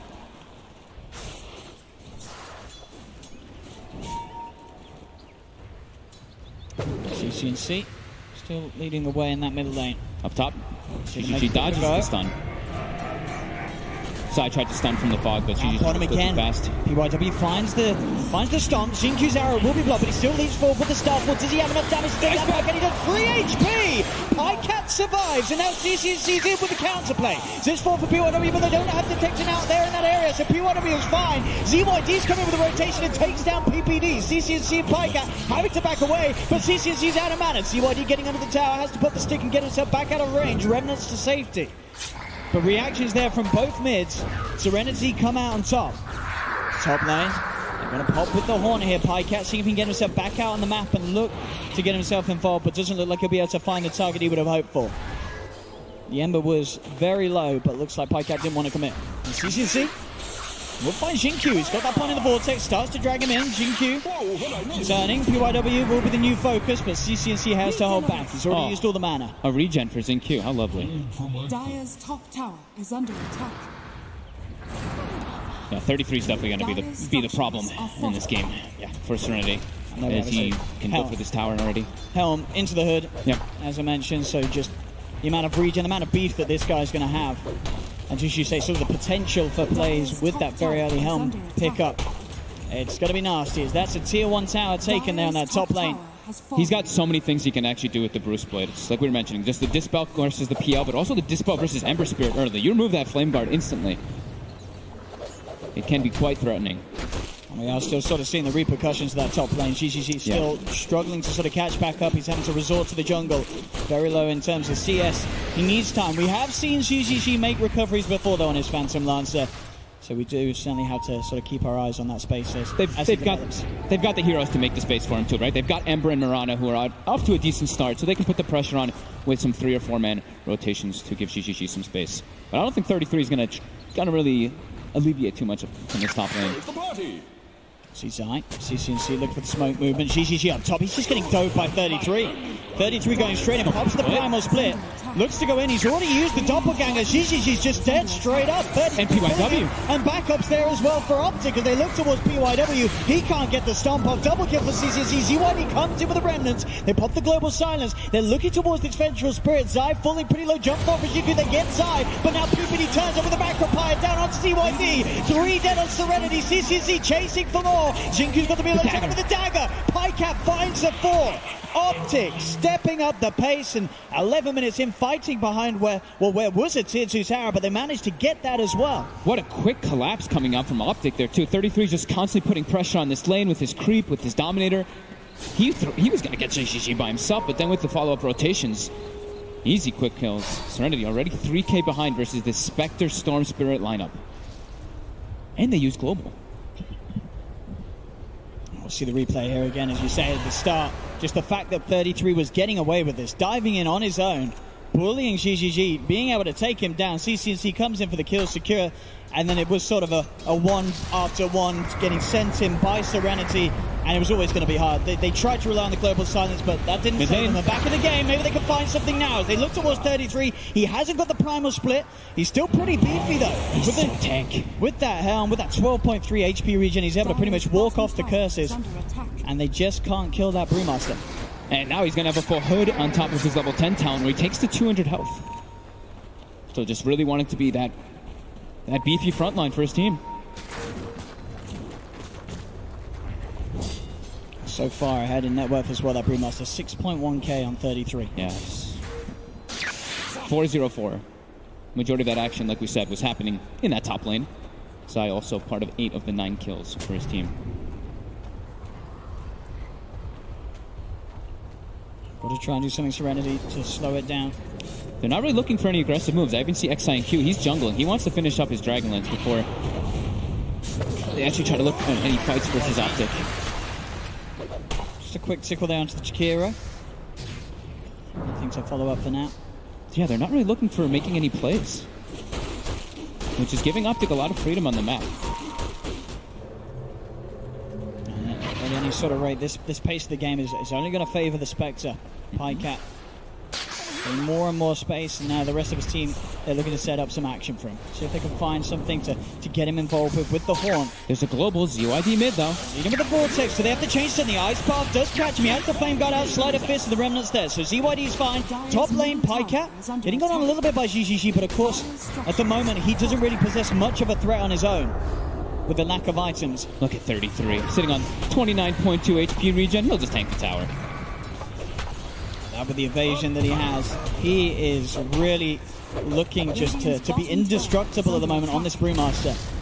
Dire's middle tower has fallen. As Optic, they're the ones on the hunt. They even throw the scan out. They know where GGG is. He's going to have to port out. So maybe with one of their first item pickups, then they'll start getting a little more aggressive on Serenity. But at this pace, Optic is quite happy. Radiant's bottom tower is under attack. ZYD showing himself once again in the mid lane. Feeling confident with XCJ and PYW behind. The Ice Path comes through. Moonlight Shadow straight away from Jinku to keep his teammates fine in the middle lane. They do have sentries down though, Optic, so good vision and preparation for if these sort of fights do kick off with the Moonlight Shadow up. But they'll back off both teams. Serenity, if they can take the chance to avoid 5v5s at this stage, they certainly will. They still need time for sort of GGG to build up his first item, get that Diffusal Blade out, get the Maelstrom done on ZYD, so they have this sort of early game damage spike so they can deal with some of Optic Gaming's cores. Okay, they've got the Dragonlance finished up on XIQ. They're looking to try to make a play. They'll run into 33. He's one of the hardest heroes to make a play upon. They do get the global silence, stopping the primal split. Split is going to be there to follow up. Have they got the damage to bring him down? They get the arrow. That's a good stun jump in. Jinku's got the burst. They'll get the big kill, but now Optic with the counterplay. The Hawk comes out. PPD with the slows onto Serenity. They found the silencer. XCJ on the side. CCC zip into the middle of all three of them. Looking to drag PYW in with the Vortex Ice Path from PPD. Catches the two of them. Double kill for CCNC as Optic. They're not done yet. They're looking for more. The slow onto Jinku. The magic missile from Zai. They surround the Mirana. Jinku trying to run away, but the passive procs from CCNC enough to slow him down. A few more right clicks will do it, and CCNC finds it. Triple kill on the Storm. As Optic take another successful fight. Zai is there with a wraparound, but there's no backup, so ZYD will be okay. They had to commit literally everything in order to kill 33 before he gets the split. Allows just all of Optic to run rampant. Even though it's into a shrine, they're able to just take the fight under because they had to commit Splitter, Global Silence, everything in order to kill that incredibly tanky Brewmaster. They will have the Maelstrom on ZYD for the next fight. So that extra bit of potential in terms of damage output, but as you say here, once again, they can do it, but it takes so long. Watch XIQ, he keeps stopping his arrow because the Ancient kept walking toward them. It was actually pretty unfortunate for a bit, but they at least got the kill on the Brew.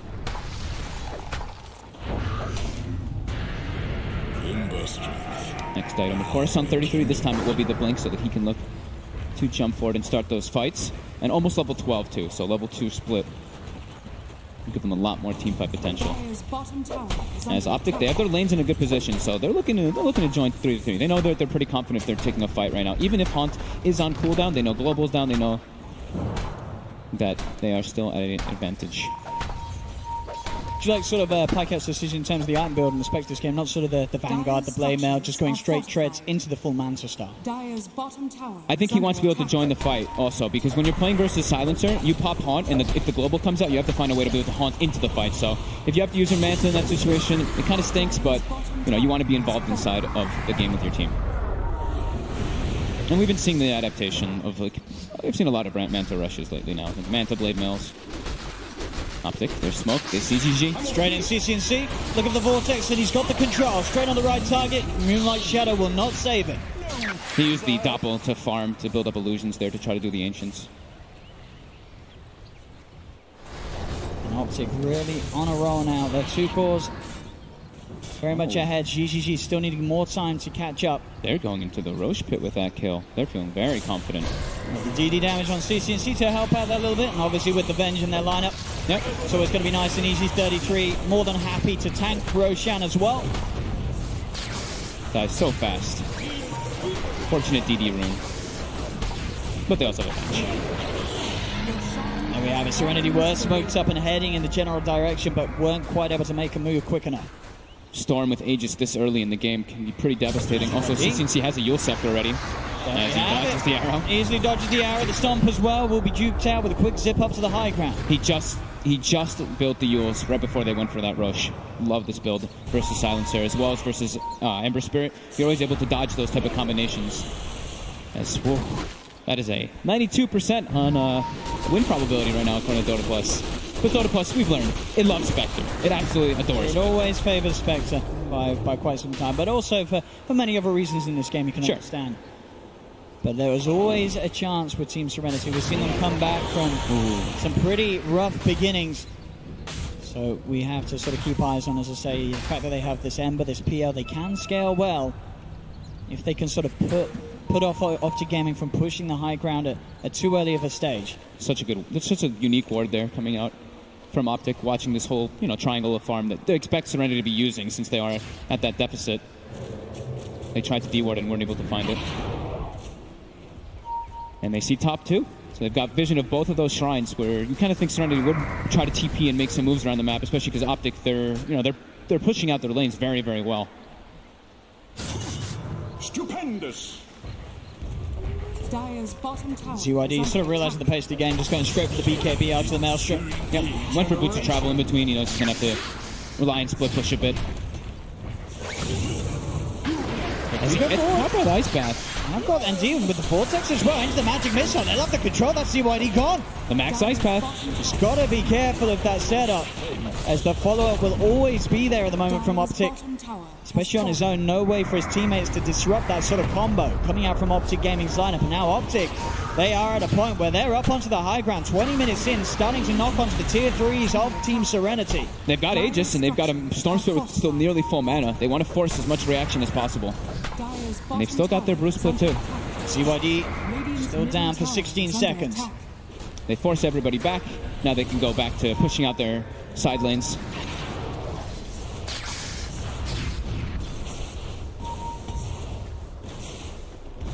As the game goes on, as you can see, just Xingqiu really sort of keeping up with the pace of Optic Gaming's course, and he is doing so. He's only about 300 behind CCNC Storm Spirit, regardless of sort of the way that the game's been going as an overall. He's been doing a lot of farming on the Mirana. He actually has the highest last hits in the game. So the scan for Serenity, confirming that Optic's there on the high ground. They'll send the Spirit up. They'll try for the chains onto 33, but CYD not able to quite get the combo. And even if he did, pretty much the hardest target for them to go on at the moment, Serenity, this Brewmaster. And it's a high ground versus an Aegis Storm. A bit of a risk, even if they are smoked up. As all of Optic grouped together, except for, Pycat, of course, who was playing a bit unknown and has actually queued up the Radiance this game. Since he's versus that Phantom Lancer, it does make sense to go for it eventually. Radiant's middle tower is under attack. With the way that the game is going, I'm certainly just feeling that he can get away with this. This is the move that Serenity needs to start doing. Is trying to hunt Pycat when he's alone, because they know Optic's probably going to be playing as 3 or 4 and allowing Pycat to farm separated from the rest of the team. It's hard though, because he has that Manta stack. Yeah, it's very close to his own tower. Try for an arrow, but Pycat's already backing up. It was always going to be hard to find that sort of connection. They have to just go for an arrow, because they can't go for some searing chain play, like you said, because he has the Manta finished already. As Optic, the rest of them are grouped up. They are smoked and looking for a tier 2. Dire's middle tower is under attack. And nearly a Maelstrom finished up for CCNC, but UIW steps up too far. Right in, immediately crit down there by the Brewmaster. UIW gone for the 25 seconds of this defense that they are going to have to put together if Optic push on to the tier 2 tower. Looks like Optic are still happy with just playing it safe, taking it easy. They know that they've got the edge. They do not want to throw it away. This is very scary at times for Serenity. CCC just goes straight in. He's been relying on the Aegis. He does still have that. And well on the way to having his Orchid complete, in fact, on top of the Kyra and the Yule Scepter. When he's got the Orchid, that's what I was mentioning, it's very, very terrifying for Serenity, because they've got easy ways to get vision of the backlines with the Haunt, and also anybody who's split pushing on the sides of the map. Amber Spirit doesn't have the BKB yet. PL's not close to a Manta. They can get picked off by CCNC and a Haunt very easily, or just CCNC in a lot of situations. Xingqiu does have his Manta style complete, so at least for himself, he'll have an answer to CCNC jumping upon him. That's one that can survive it. The rest of them still at a bit of a risk, but you see Optic also now, they're building a lot of these tanky items like we've been saying from before. They've got, I believe, the Pipe finished up on 33, and Zai looks like he's going for a Crimson Guard. So that's going to negate a lot of the damage that Serenity is hoping to get soon. But they are looking for a smoke of their own. They want to try to catch something. They need to start catching something at least versus Optic, because they've been reacting to all of Optic's moves. They will reveal themselves there as they jump onto the illusion, at least with the Amber Spirit with CYD. They've got some ward vision they can play around, though. They see the Storm Spirit right now farming around the Shrine area. So no Zai's alone. CYD straight in, finds the chains, into the arrow. Zai will be left behind. Serenity able to get the support pick off. Nothing more for now. That's 33 backs up.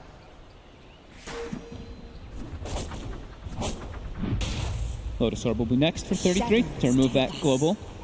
And they're looking to take fights. Like we said, they want to play around their ward vision. So right now they do see 3 of Optic. Optic scanning this one out though. They know that this movement's coming in and straight up. They're prepared with the dust immediately onto PYW. There's it for the global silence comes out though. PPD gets taken down. They've lost another here on Optic. 33 ready to go there with the primal spit. Look towards PYW. The Hawk coming out as well from Pycat as they go straight away on top of the silence to get XCJ.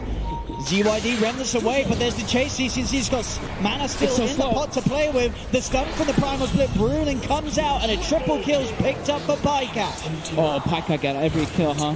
That is going to be pretty much the relic finished up now, too. It's certainly going to be close. 3,300 gold now in Pycat's bank. They had GGG farming bottom. They didn't have XI and Q there. But, I mean, as soon as the global comes out, 33 is just standing in the midst of him. He's like, you guys can't kill me. I'm going to get my split off no matter what. As soon as that split goes off, the fight is impossible for Serenity.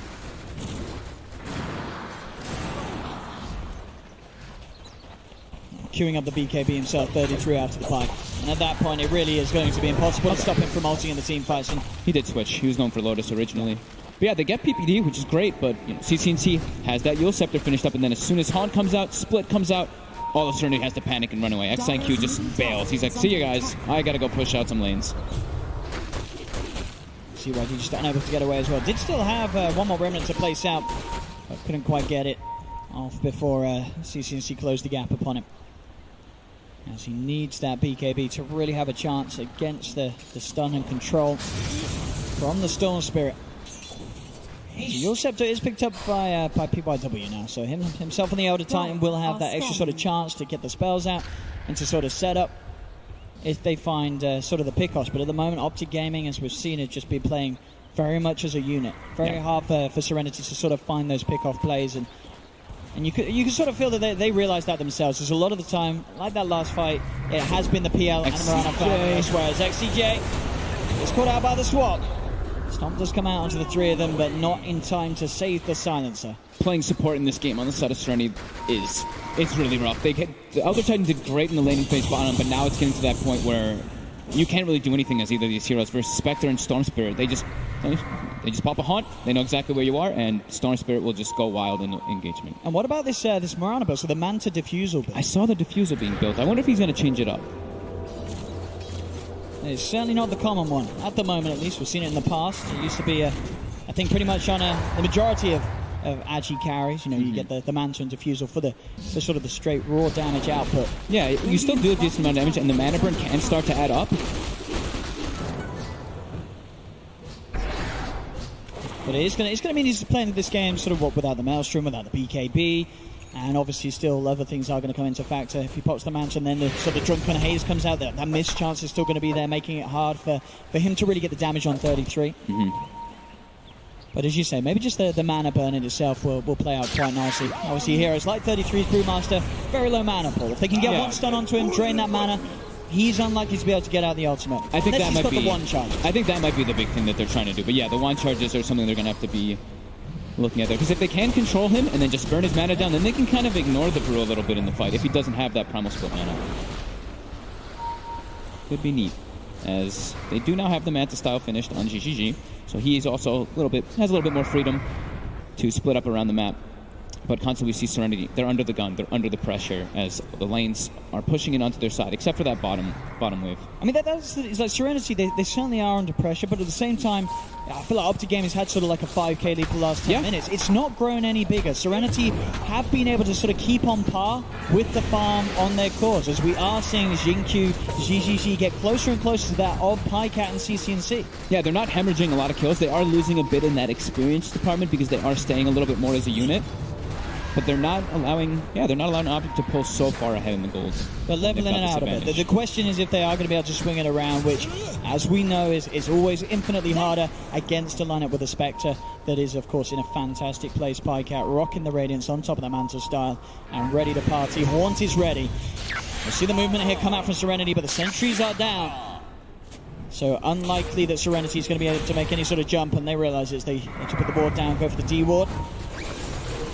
Roshan, of course, up as well. So both teams are going to be very interested around this area. Optic Gaming, as we've seen, can take the Rosh very quickly with Avenge and the Brewmaster. CCNC wants to farm the BKB before this next fight. If he has BKB, he has full freedom to just jump all the way toward that back line, as they have that limited disable. They don't really have anything that's instant, unless he gets caught by an arrow. But they are still all playing together, Serenity. Up top, CCNC looks to zip onto GGG. GGG pops the Manta and CCNC zips straight out. Claims bounties. Yeah, just wants to grab that bouncy rune. Some big items all going to be picked up at the same time on Optic and on Serenity. They did just pick up the Diffusal and almost the BKB on the Ember Spirit, so that'll give them a little bit more of a power spike. But Optic definitely getting the bigger ones, you know, the BKB on the Storm Spirit. I believe it's the Crimson Guard finished pretty much for the Venge too, which will negate a lot of that damage on Serenity's draft.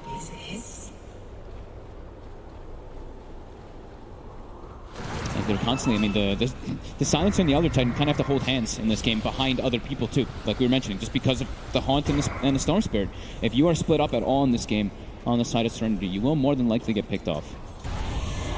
So they find that here with the smoke. Optic will show themselves there, cleaning out the mid-wave with the Remnant. They know where Serenity is. Zip straight in with the Horn as well to get the vision. They're straight on top of XCJ. No chance for a global silence to come out. Now they look towards GGG. The Macropire down. GGG cannot escape as they quickly get 2 kills. And the plan there all along, as you mentioned earlier, is just using this Haunt for the vision. No hesitation. As soon as CCNC gets eyes on XCJ Silencer, he's straight in, so no global can come out. And they knew where Serenity was positioned too, because the Sentry Ward in the mid lane. Serenity put one down, they killed Optic Sentry, and then walked up onto that high ground over here, so. They're buying back on GGG. They want to try and contest this Roshan. It's falling low though. Can they do it in time though? The Ice Path, it's out onto the Ember. ZYD just burnt it down. He's dead for 50. GGG's headed into the pit. He's trying to fight up against 33. Has burned the mana at 33, but he needs backup. He has to doppelganger out. It's too dangerous here in the pit. He bought back for this. As now Pycat looks to chase with the dagger. GGG will be able to mantra it off. Pycat still looking towards him. Split from PYW comes through the arrow. They're actually in the pit here. Can Serenity get away with this? Roshan's going to fall, but Zai gets the Aegis. Optic get the kill. Get the Aegis. 33 jumps back in on top of Yingqiu as Optic will continue to hold the lead and grow it even greater in this game. 10k advantage now, and an Aegis in Zai's hands as well, despite Serenity's best attempts there to try and fight around the pit. They tried so hard to at least get the Aegis, deny that away from Optic, but unable to. GGG gets forced away from that pit from the Venge as well as the Spectre. And then Zai just walks up, gets the last hit, and the Aegis for his team. 1, 2, and 17 on this Venge. Dire's middle tower has fallen. As you can see there on the KDA, some fantastic numbers on the scoreboard there for Optic. CCNC 13-0-6 on his Storm Spirit today. An absolutely incredible performance for him to be bringing out in the lower bracket at Nova here at CIA. This Ice Path just perfectly connecting the control to knock out ZYD, who just had gotten pretty much that BKB. He was one of their big damage dealers for this fight. And if he was there, it could have made a huge difference for them. But since he spent his gold, doesn't have the buyback, and GGG did use the buyback there, doesn't want to die because they could just lose the game if he does go down there. Has to play a little bit more defensive. Look like they may have a chance of grabbing it here. The Ice Path jump in, but again, yeah, some of PPD's Shakira players been very disruptive, and bam, they find Yingqiu. They come in with the Horn on top of the round, and they're going to live for PYW as well. He'll use himself up in the air, but he's surrounded. Double kill for Pycat. Oh, game just looks so hard for them now. And of course, it's already looked difficult, but Pycat still got the cheese. He was able to pick that up as well, the last rush. Optic now ready to pressure into the base. Again, we'll see if they can get away with the tier 3 this time. Yingqiu does have buyback on the Mirana available. PYW down for 20 seconds though on his Elder Titan. One of the biggest ways that they can look to sort of set up a fight. How can they kill any of the heroes on Optic though? How can they go through a Crimson Guard as well as a pipe when they're this far behind? As Optic will claim the mid melee racks. They'll look towards the ranged as well, as Serenity have no way of stopping this sort of push, especially not with about the full 5-man. As Yingqiu still sits at the sidelines holding on to that buyback, realizes that even with himself buying back there, unlikely that they can defend that middle set of racks. Dire's top shrine is under attack. 16k behind, and 16k behind a Spectre lineup, as we keep saying. I don't know how they can take these straight up engagements. I'm trying to think about it, and I just think they need numbers advantage. They need to try to take somebody out before the fight starts, but it's so difficult versus Optic. Shadows take us. If they can look to maybe even take out PPD before the fights, I mean, the Ice Paths have been proving to be quite an obnoxious element for them. But even then, they have so much they have to climb through.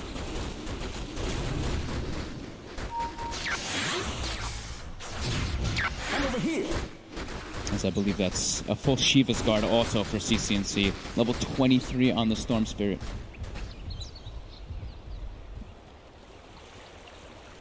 Still is. It's been a sad game for the Silencer as well. XCJ, 35 minutes and only 8 intelligence stolen. 2,400 net worth as well. Hasn't even hit the level 15 for that juicy GPM talent.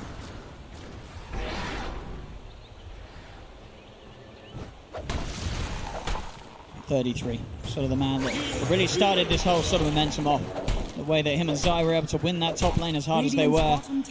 Just have really made sort of the majority of this game Serenity having to play with just PL, GGG in full recovery mode. Yeah, they had to play on the back foot. They clipped the wave. GGG was still trying to farm it. Talking about the man, there he is, getting jumped on again, and he's dead for 80 seconds. Buyback unavailable. As Optic have just absolutely controlled this PL through and through. GGG just unable to play his game in this match. Now Optic setting up to bring this top lane round and look to go into the base of Team Serenity once again with the knowledge safe that there will not be a PL turning up to this fight for a full minute. And Pycat's got a heart. He's still got the cheese. Well, he can pick up the heart. He's got the cheese. And, I mean, they're ready to just go for this push here. The Moonlight Shadow comes out, but without a PL, they can still just slow it down. But taking the fight is way too difficult. Where is the damage? Their sort of best hopes is PYW setting up some sort of 5-man Earth Splitter. They need a 5-man Earth Splitter. That's what they need at this stage. And I'm still not too sure if it's going to be able to dish out enough damage through Optic. Over the change control. Horn will come out from Pycat straight away. Zai looks for the swap back on PYW. They're heading straight back to the fountain. XCJ's not going to be able to get back safely though. Neither's PYW. ZYD is even going to survive. He will. He does get back. But they lose both of the supports there, Serenity. Optic take the tier 3 tower top. They move onto the barracks. As Serenity just holding themselves inside of the fountain. They'll have GGG back in the game. But without the Silencer and the Elder Titan, it's going to be pretty much impossible to set up a successful fight as Optic. They're still healthy. They're not going to stop. They're going to take for this last Rax. Moving the parade down to the bottom lane, looking for that final tier 3 and set of Rax to take away from Serenity. Here goes the last hurrah. Jingju jump forward, quickly past the mountain, gets himself out of the macro pie. Primal Split has been popped here by 33. ZYD is still trying to poke around with him, but Pycat, with the Crimson Guard buff given to him and the fact that he has that heart, he's pretty much invincible. Straight in onto GGG. GGG down once again for 70. They'll claim the Rags. Optic getting the Mega Creeps out. As they certainly look to have done it here in this game. One Earth Splitter will come out onto Pycat, but he'll be earned up. Starting to heal back up, and GG will be cool. They'll tap out Serenity of this game 1 as Optic looking absolutely on point here in terms of performance, individual as well. There's some of the KDAs in this game, absolutely phenomenal. The sort of lane decision, the drafting, it just worked out perfectly for Optic. Never really kicked off for Serenity in this game. CCNC ending the game 16-0-10.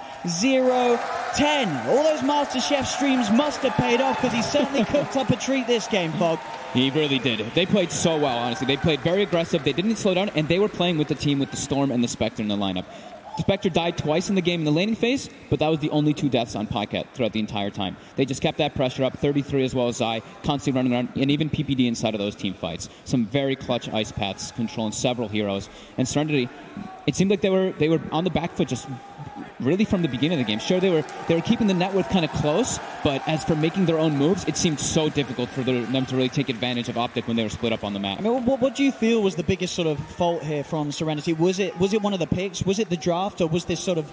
Was it not really the draft? This was more just on the play and the sort of the lanes that sort of came out of the beginning of the game. The 4th pick, Storm Spirit, was amazing, honestly. He was able to do so much because they lacked that control for him, the itemization as well from CCNC getting that Yule Scepter. I think Serenity, they had to be a little bit more adamant about making plays around the map with their strong hero. They had to have the Ember as well as that Mirana running around just looking for ganks to try to catch GGG up. There we have an absolutely fantastic Storm game set up by the draft of Optic Gaming, and the performance as well. 31-9, an easy game 1 here for Optic Gaming, as we'll see if Serenity can bring it back. But for now, we'll pass it back to the Anias. Thank you very much, gentlemen. That does it for Optic Gaming, taking 1 game in this best-of-3 series, so not quite over yet. We're here back at the panel to break down some of the action we just saw, and we have another special guest as we go through the day. KP joining us. Welcome. Thank you, guys. Thank you. Yeah, no, awesome to have you here. We'll talk about the game a little bit. I mean, let's just reflect. Optic, the victory itself, perhaps, as most people predicted, did it play out the way you thought it would, Trent? I think so. Maybe the Brewmaster, I think, got off to a much better start than I really anticipated. I feel like he absolutely destroyed that lane. I love the way that he went for the Helm of the Dominator, too. Just very versatile item. Possibly be able to use the Dispel, maybe to save himself, maybe even to like focus down on the Ember. Great idea. And then he tanked up again with the Hood before even going for the Blink, because he just saw how strong he was in that match. KP, what were your thoughts watching that game? Yeah, I want to actually add on to that, because usually when you have a good start, some players might just get a Blink, for example, but I think after getting off to such a good start, I think getting these items like Hood, Helm of Dominator, they're really good to like keep boosting your advantage. Rather than if you just get a Blink, maybe you look for an initiation, you go for a smoke play, but it's not like so good of a tempo move like on the map. And also 33 is really known for his Helm of Dom play, so props to him. Yeah, perhaps thinking a little bit more big picture. March, what about you? I was kind of disappointed how GG wasn't so good on his PL. I was expecting more from it. And then when I was talking to KP back on the stage, I asked him, how does this lane go? And then what I felt was it should have been better for PL is what I felt. And then there were a lot of counter heroes against the PL in the game, so he needed to start off better. For Spectre, he did. I think he has a good game. So yeah, I'd say just give him the 10th pick. All right, focusing on their best strengths perhaps. Trent, your thoughts?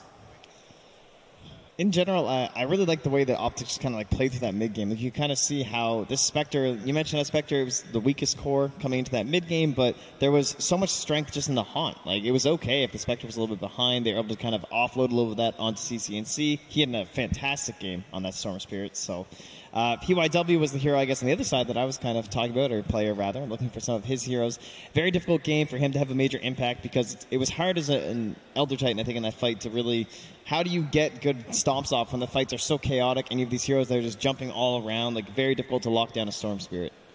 All right. Well, we'll find out. Of course, right now the players kind of gathering themselves up for game 2. But before we move on, we actually have Machine here to bring us a little bit more knowledge with Jofi. Yeah, this is really, really exciting for me. Last year we had, of course, Jack standing in, giving us insights on the Chinese scene. And Jofi, we forced you. We really did. We kept asking you day in, day out whether you'd give us some info on China. And it's Serenity.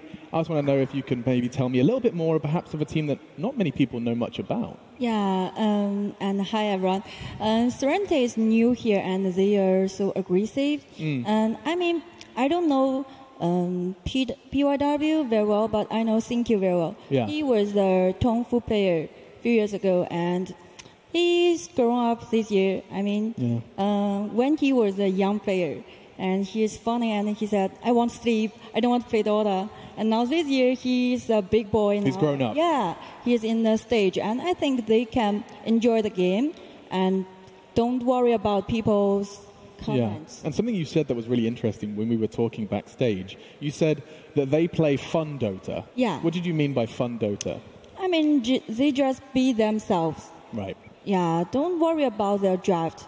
Or don't worry about where the main stage. Yeah. It's just they're playing Dota for fun. Yeah, you know, Peter is good at playing against CN teams. Yeah. So they can do their best and then enjoy the game, enjoy the stage here. And people shout, cheer for them. Yeah. You know, some Chinese fans here, and just enjoy the game. It is an incredible story from the open bracket, climbing their way to TI, now in the main stage. Yes. It's pretty cool. I'm sure China are very proud of them. That's Jofi and myself. That's going to head back to Chobra and get this one started. Thank you very much, Machine, and thank you, Jofi, for that insight into Team Serenity. Fun Dota, perhaps the best Dota you can play on a stage like this, right? Not get kind of riled up by the situation you're in too much. But March, let's go back to the matter at hand. Optic is up 1-0. Do you think that Serenity can bring it back to 1-1 like they did in the group stage? I'm sure they have potential, but I think they gotta think about the pressure. Like when you're 1-0 down in the lower bracket as underdog teams, there's a lot of pressure that you have to overcome. And if I could suggest them, I kind of want to see more of less pressure hero that requires less skills, like Undying or the Vengeful Spirit. But I've been keep on saying that doesn't. Those heroes that are just good, right? And they can do their jobs even under the pressure. Is what I feel. Okay. All right. We'll see if they take that advice as you've been kind of pushing forward during this phase. Well, right now, as we're waiting for the players to come back on stage, we're actually going to check in with Casey and Slacks. Oh. Hey, how's it going, everybody? We're a little surprised. Oh, hey, you caught us in a My goodness. Oh, hello.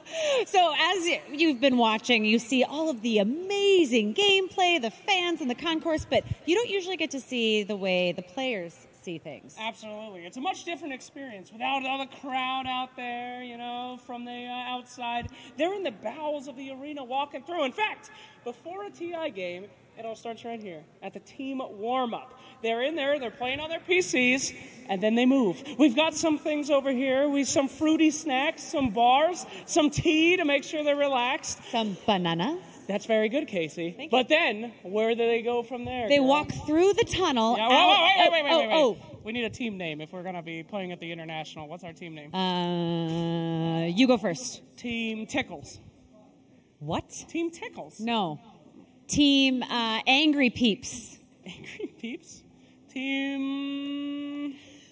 Let's go. Tyrant Rexes. Team Slacks. We're moving on. All right, we don't need a team. You suck at this. All right, sorry. Cannot wait. You walk out, and then welcome to the tunnel. This is where the heart starts beating. You can see the stage in front of you, Casey. Yes. It's a very long hallway, which is a little bit different from past TIs, so I wonder if the nerves kind of build up a little bit more as you're making this walk. I know I get winded in this hallway, so... Well, that's a whole other story, but we can definitely... We can definitely address that at your next doctor's appointment. Thank you. But we're coming out into the arena now. Now, this is the part where you start to hear the crowd typically. Yes. Cheering for you. Oh. Okay. All right. That I'm feeling it. I'm feeling it. Yay! Team Tickles! They loved it. I knew they'd love it. And then you head out to the crowd. And then you head out. And you're on the stage. All right, onto the stage here. The crowd is roaring. You're nervous, but it's okay, Casey. Because you know Team Tickles is going to make it to the end of TI. Team Tickles! Then he walks in, but now a lot of players, they're very focused, but not us. We're showmen, so, you know, we have a certain thing. When we walk by, we know how to address a crowd. Am I right, people? Yeah, give it to me. Oh. And then I will go over here and address this crowd. Yeah, that's hype. The wheel. All right. Where did you go? What? You're not supposed to go in the pods. That's I want to go in the pod. No, that's for the real team. Okay. Well, I was also real at one moment. Oh. Thanks for the tickles. Thank you. That's a great name. Yeah. I appreciate it. Don't steal it, community. Don't steal it, community. Right. Yeah, but anyway, I think the big takeaway here is the nerves, but also the excitement. That's right. You guys in the crowd make this happen with all of your energy in there. And certainly I felt something when I was walking out there. So that was a heart attack, but yes. Yes, it was the cholesterol. But all right, cheer as though you would the grand final, guys. Let's hear it. That's you guys. Come on. Yes. Keep it going. Woo. Keep it going. It is certainly electric, and it's one of the things that makes TI just so special. All this cheer and all this stuff, and the beautiful Aegis, which I really want to touch, but I know that I will be arrested. Please don't. If yes, I do. It's magic. We'll send it back to you guys. Wait, you're actually here. We should hang on this way. We could literally send it back to them in person. This is a first. Do you think we're going to make them nervous? Hey guys, what's up? No one ever gets nervous when I have it. That's a sheer drop. That is death. Casey, no. Okay. We never get to do this in real life. This is every single person's dream, is to physically pass it back to the panel. Oh, my God. Yeah, this is happening. The whole truck is freaking out. The live truck is like, what are you doing? Here we go. Hey, guys, what's up? I'm going to go over here. That was a lot more nerve-wracking than I thought it was going to be with the lights just chasing after us. Back to you, Joe, bro. Thank you very much, Slacks. Thank you, Casey. That will be an unforgettable moment of TI for me. But, of course, the player walk-ins, an unforgettable moment for the players. I never want to experience that again. But here we are at the panel. We're waiting for game 2, and the players will be walking through that phase. I mean, that's something, back even when I was even just stage hosting, being able to walk on stage from the reverse direction to face the crowd was something. And I can't imagine it as players, whether it's TI or other tournaments, right? It's always, I think, a new feeling to get to greet the fans. Yeah, actually, I don't know if I actually agree though. Like, I think I'm more nervous here than when I'm walking up the stage. Well, perhaps that's with the focus that you have on the game as we see the players coming back in. This is game number 2 in a best of 3. And as you just mentioned, KP, and also even Slacks and Casey, the players, when they come into the stage, it's just about getting to that booth, focusing on the game, right? Everything you've talked about, everything you've worked for, now coming on the line.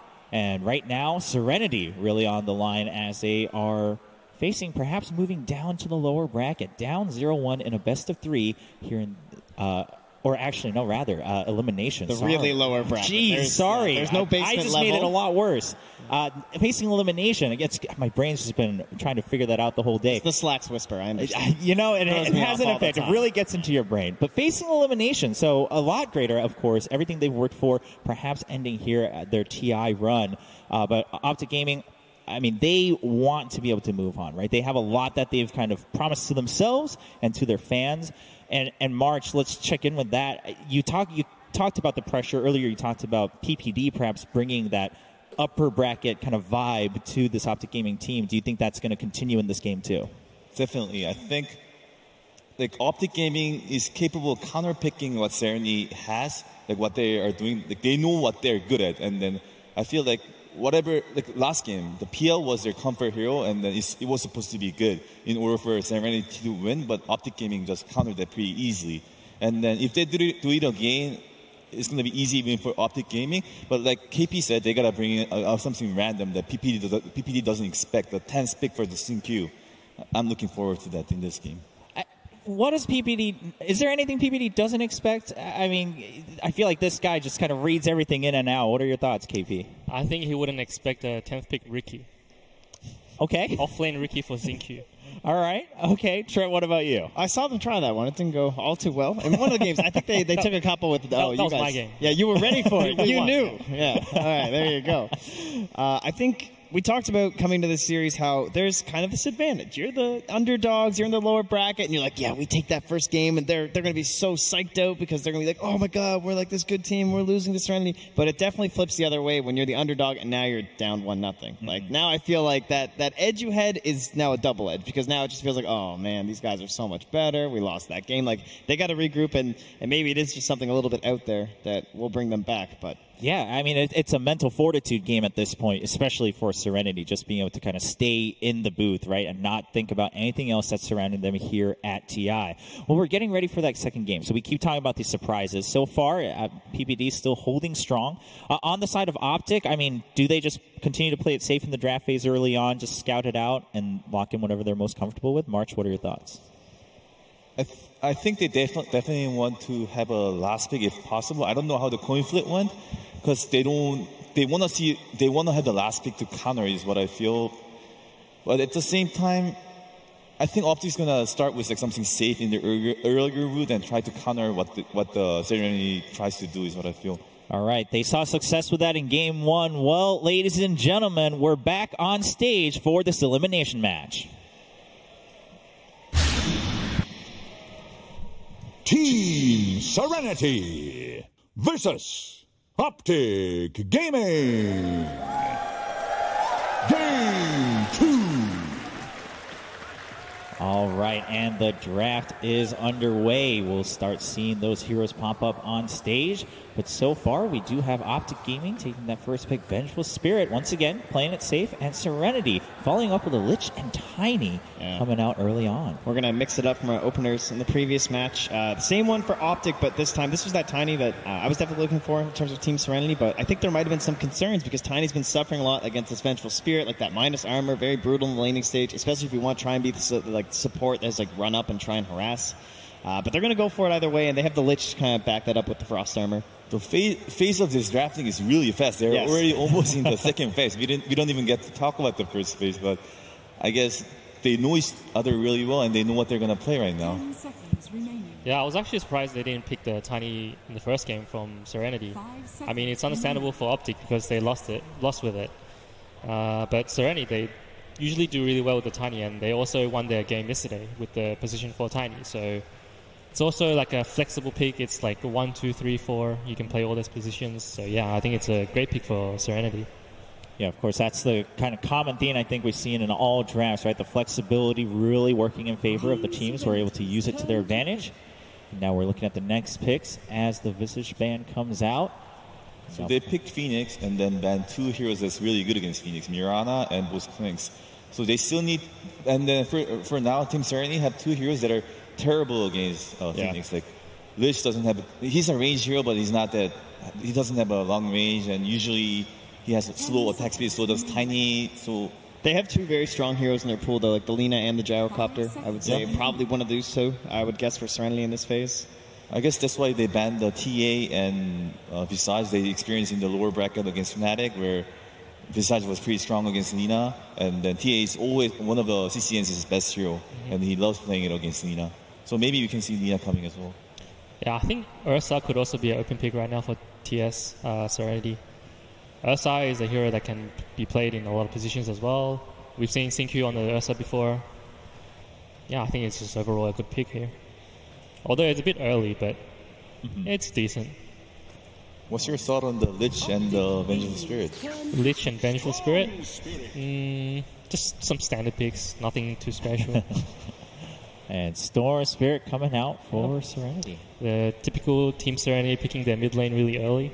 That's also really special about their team. They like to pick their carries and their mid laners really early.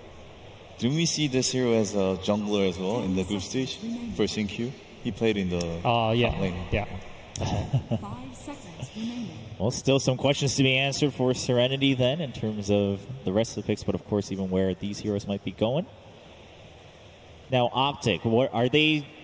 Do they still need to focus a lot then right now in terms of making sure they can protect how they're going to work around this Phoenix?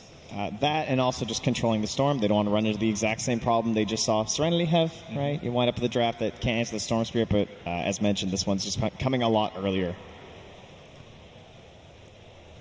So what options do we have left on the table then? Is there a way where they can kind of kill 2 birds with 1 stone here as they're trying to protect their own strats here and also play up against the Storm Spirit?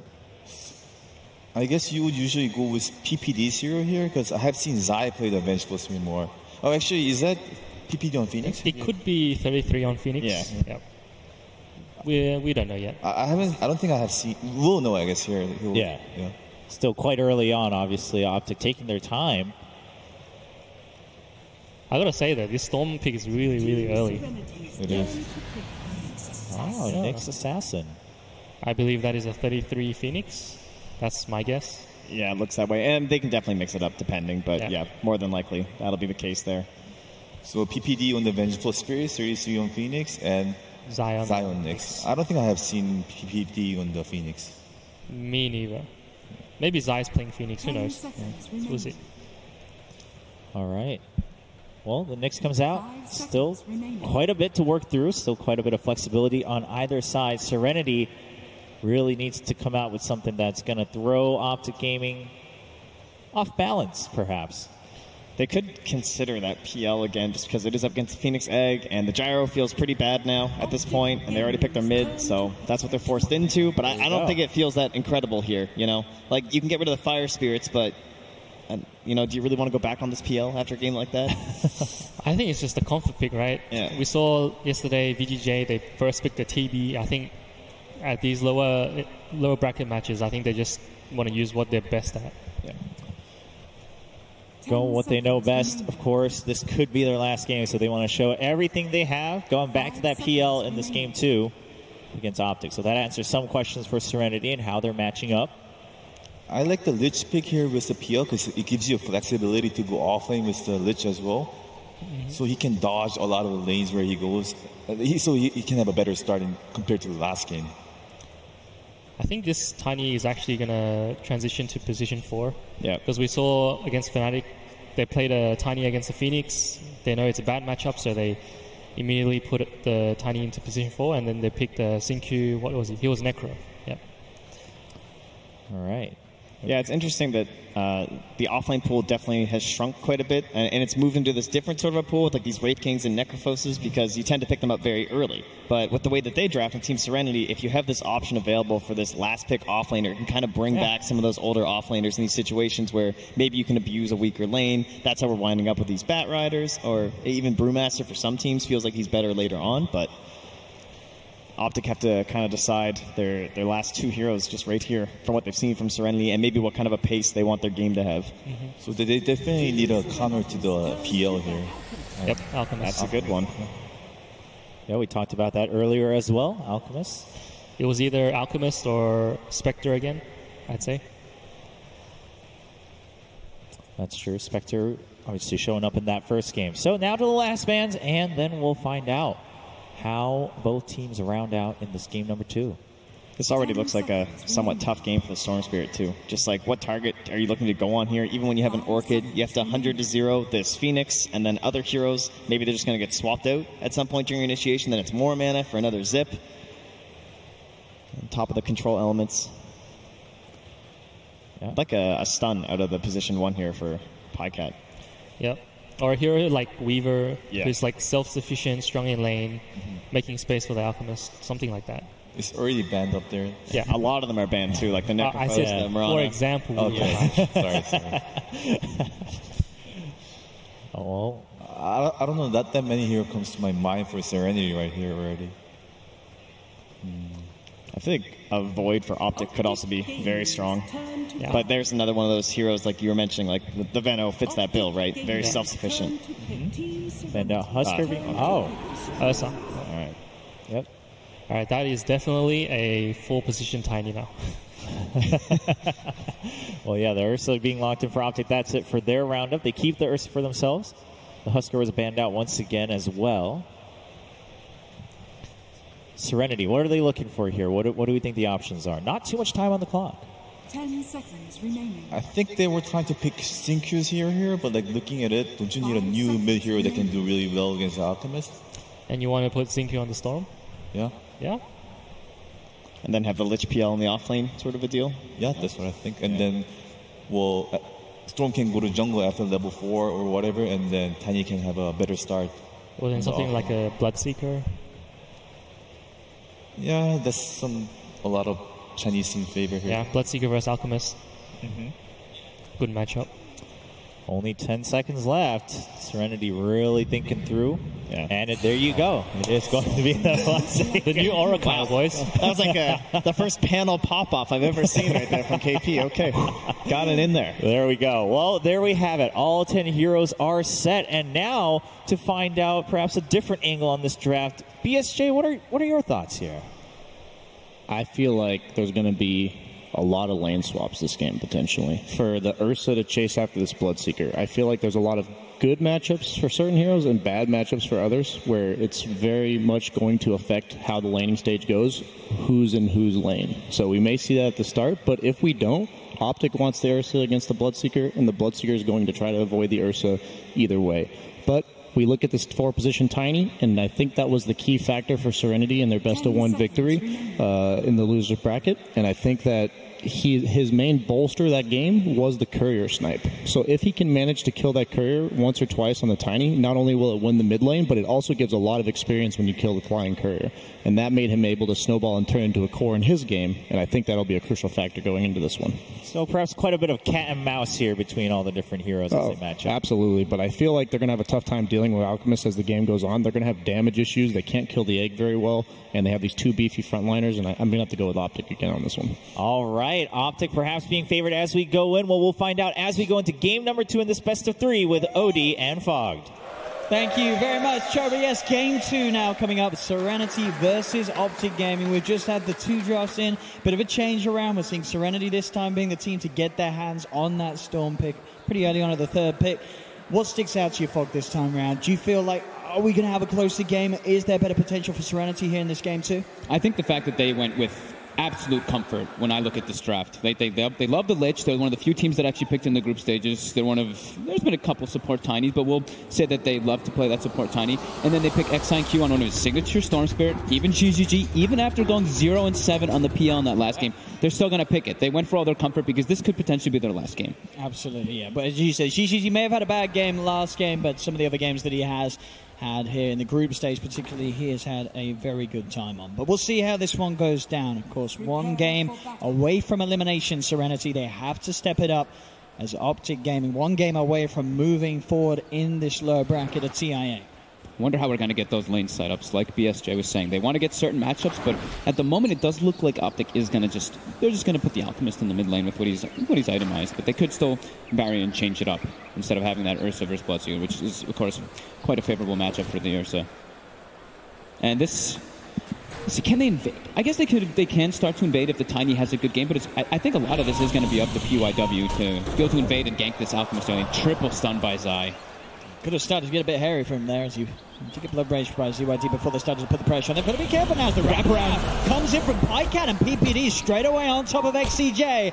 And that will be a first, but they want to give it to Quinn on CC's Alchemist and they'll get it. CCNC grabs the first blood. Some bonus gold right off the bat too. Already having that Griggle's Greed. A very nice 5-man move there coming out from Optic, just catching them totally off guard. Let's see if that shakes anything up, as you say, in terms of the laning decisions from the sides. As Optic will secure themselves the bottom 2 runes, and top 2 runes will be taken by Serenity. So they still are shifting the lanes a little bit, it looks like, on the side of Optic. They're having the Venge and the Phoenix, what it looks like, start top. Seems like they've got a good lane read versus what Serenity's trying to do. As, you know, they saw XIQ playing it. He has played it in the safe lane too as the Storm Spirit, but he's taking it to the off lane with that Tiny support. Yeah, they do love this side lane Storm. It's had sort of mixed results. I think these two are so important for Serenity. That Storm and that Tiny, this top lane is probably what I'm going to be looking at for the most part. See how this mid matchup goes between the two of them. Of course, CCNC already with the Wraith Band out on top of the Quelling Blade. He's going to have his chance to have a pretty good shot at being able to CS against the Bloodseeker, regardless of the fact that ZYD is going to have that bit of an edge with the Rage. Bottom, I think they realize they're going to have to kind of tank this. The PL is going to get farmed, but we're going to see the manipulation of the wave come out from Zai right away so that Pycat doesn't get just over-harassed from the PL charge, as well as just some nukes that will come out from the Lich inevitably. And they also want to counteract the denies that are going to come out from the Lich. So if you can pull this wave, like Zai's doing right now, and catch it between that second wave, then you can start to deny a lot of the creeps and fix that lane equilibrium. Sometimes we do see one of the supports normally chase that pull around, but it's not going to be the case. XCJ just standing close to GGG. He's already been beaten down pretty low. Yeah, the Lich just wants to make sure that you can get the sacrifice on that range creep every single time. I like that move a lot by Zai. So they can just, fix the positioning of the lane for themselves, because they have not blocked the pull, but they are just scouting the pull. Zai will interrupt this. Make sure that Serenity cannot get sort of that control back of the momentum of this bottom lane as GGG being chased down. And we'll pop the doppelganger to jump himself away from Pycat. Yeah, playing melee heroes versus Ursa is always quite painful. Those Fury Swipes stay on you for so long. 20 seconds can be pretty frustrating in the lane phase. Top, we saw Serenity. They did get a successful side pull, which actually got them a good chunk of experience. So see that bottom. Zai goes around with the wraparound stun. XCJ immediately TPs out. He's not to mess around. They look towards GGG, still has the doppelganger. Will be enough to keep him safe. Does pop the salve. As we already do see, Zai looking to constantly set up aggressive action on this bottom lane, enabling Pycat's Ursa. And they can always know which one that real PL is after the doppel, of course, because of those Fury Swipes, and you can't remove that. Just like a lot of those, lots of those passives is... CYD wanted to get aggressive on mid onto CCNC, but under that Acid Spray cannot go forward. He's going to get the chance to do more so. So he is getting that sort of sizable XP advantage. You see 15 for 8 against the 9 for 2. Keeping a very good hold of that mid lane in the 1v1 there, favouring the Bloodseeker, as sort of expected on the early levels. Yeah, that armor, you just have such a high armor advantage. Your sustain is always fine. You get free denies under that Acid Spray over and over again. A great pick. As they're trying to throw as much harassment as well too on those side lanes to keep that thirst up. But it's for the most part just been ZYD having maybe like a few maybe like a little bit of bonus damage from it, but it's enough versus an Alchemist. As top PYW almost level 3. That's usually when we see those Tinies really start to go for those aggressive plays forward and going for kills when you have 1 point in each of your skills.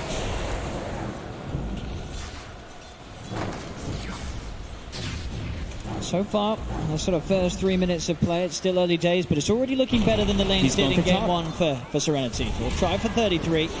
With the toss back onto the Vengeful Spirit, looking towards PPD.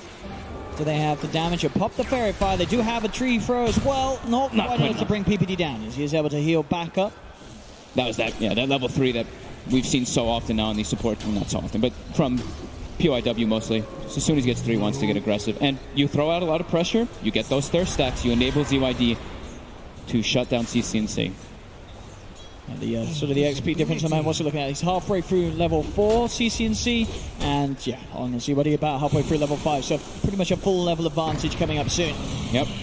Just high base damage and free denies under acid spray. So up top, Xingqiu trying to get the procs here onto 33 with the right clicks. PYW actually finding PPD very low. He's got the toss, and the right clicks will get the kill. PYW finds PPD.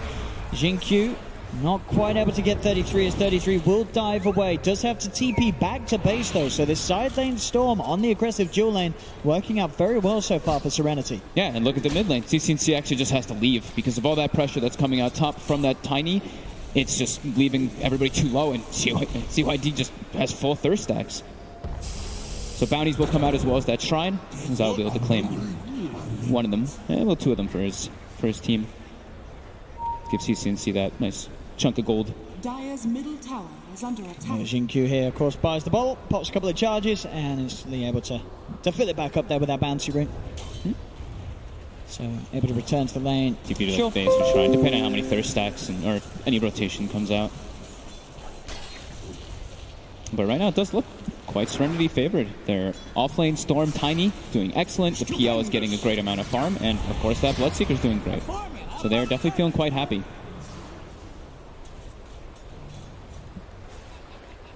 At the moment, sort of the best lane, as we can see, for Optic being the bottom lane. Pycat is finding the CS pretty much even with that. CCC's be out. Top lane PYW finding CCNC in the jungle. He might be in trouble here. Zai's there with the wraparound, finds the opening stun. PPD closing the gap as well with the magic missile, as the 3 of them will find him. CCNC able to get some more money into the bank. Yeah, the fact that he's gotten those two kills, he might be 22 last hits behind the Bloodseeker, but he has the same net worth.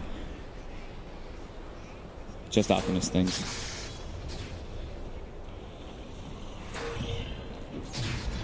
Top lane Zai just dies on both PYW and Xingqiu. Obviously not looking to make a play on his own, just trying to get the important information for the whereabouts at the TP location. PYW also get a D ward quick on that high ground. I think I've seen more bottle refilling at TI this year than ever. Because every time I see somebody die, they always are porting it and filling up. We saw it happen just there for XIQ. It's pretty much any situation where they do die, they go fill a bottle at the early game. Sort of despite the dual end as well, he's going to make good timing on that.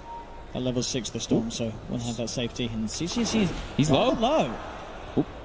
CYD not quite being able to keep vision, as CCNC isn't low enough for him to spot him out from a distance, so CCNC will be fine. Zai will get ruptured, has a TP available if he wants to go for it. That's pretty tanky, and we'll go for it after the reflector with the spike carapace. Bottom lane, Pycat finding XCJ. XCJ will slow him down. He's gonna get him. One more touch will do it, and he gets it. A solo kill by Pycat onto the support there, just hiding around the tree line with those phase boots. Rune will spawn top. XNQ who's trying to go for it. And top. Found PYW. But turn with the Avalanche. Doesn't actually connect onto 33. Or PPD will go back with the toss. Looking to juke out the Ray. Coming out from 33. Can he keep himself alive? He can't. The Fiery Spirit finishes him off. 33. Icarus dives to the side and goes straight for the TP out. Will make it away from the counter rotation from CYD as he look to come into the lane and help out PYW potentially get some kills in return. Man, they really do like to do that on this team. With the Tiny, when they have the Tiny and the Storm Spirit, they just send that Storm to the jungle, and Tiny farms the lane. Bottom. GGG's already used the doppelganger. He's trying to hide. Can he juke his way around the tree line? He can. He's still alive for now. They can't go into a Pike. Does have the Earth Shock to finish off the kill, but now he's underneath the tower. Jinkyu controlling him, slowing him down here with these right clicks as Pike pops the stick charges. It will not keep him alive as they punish the dive there from Optic. They lose GGG, but they get 2 in return.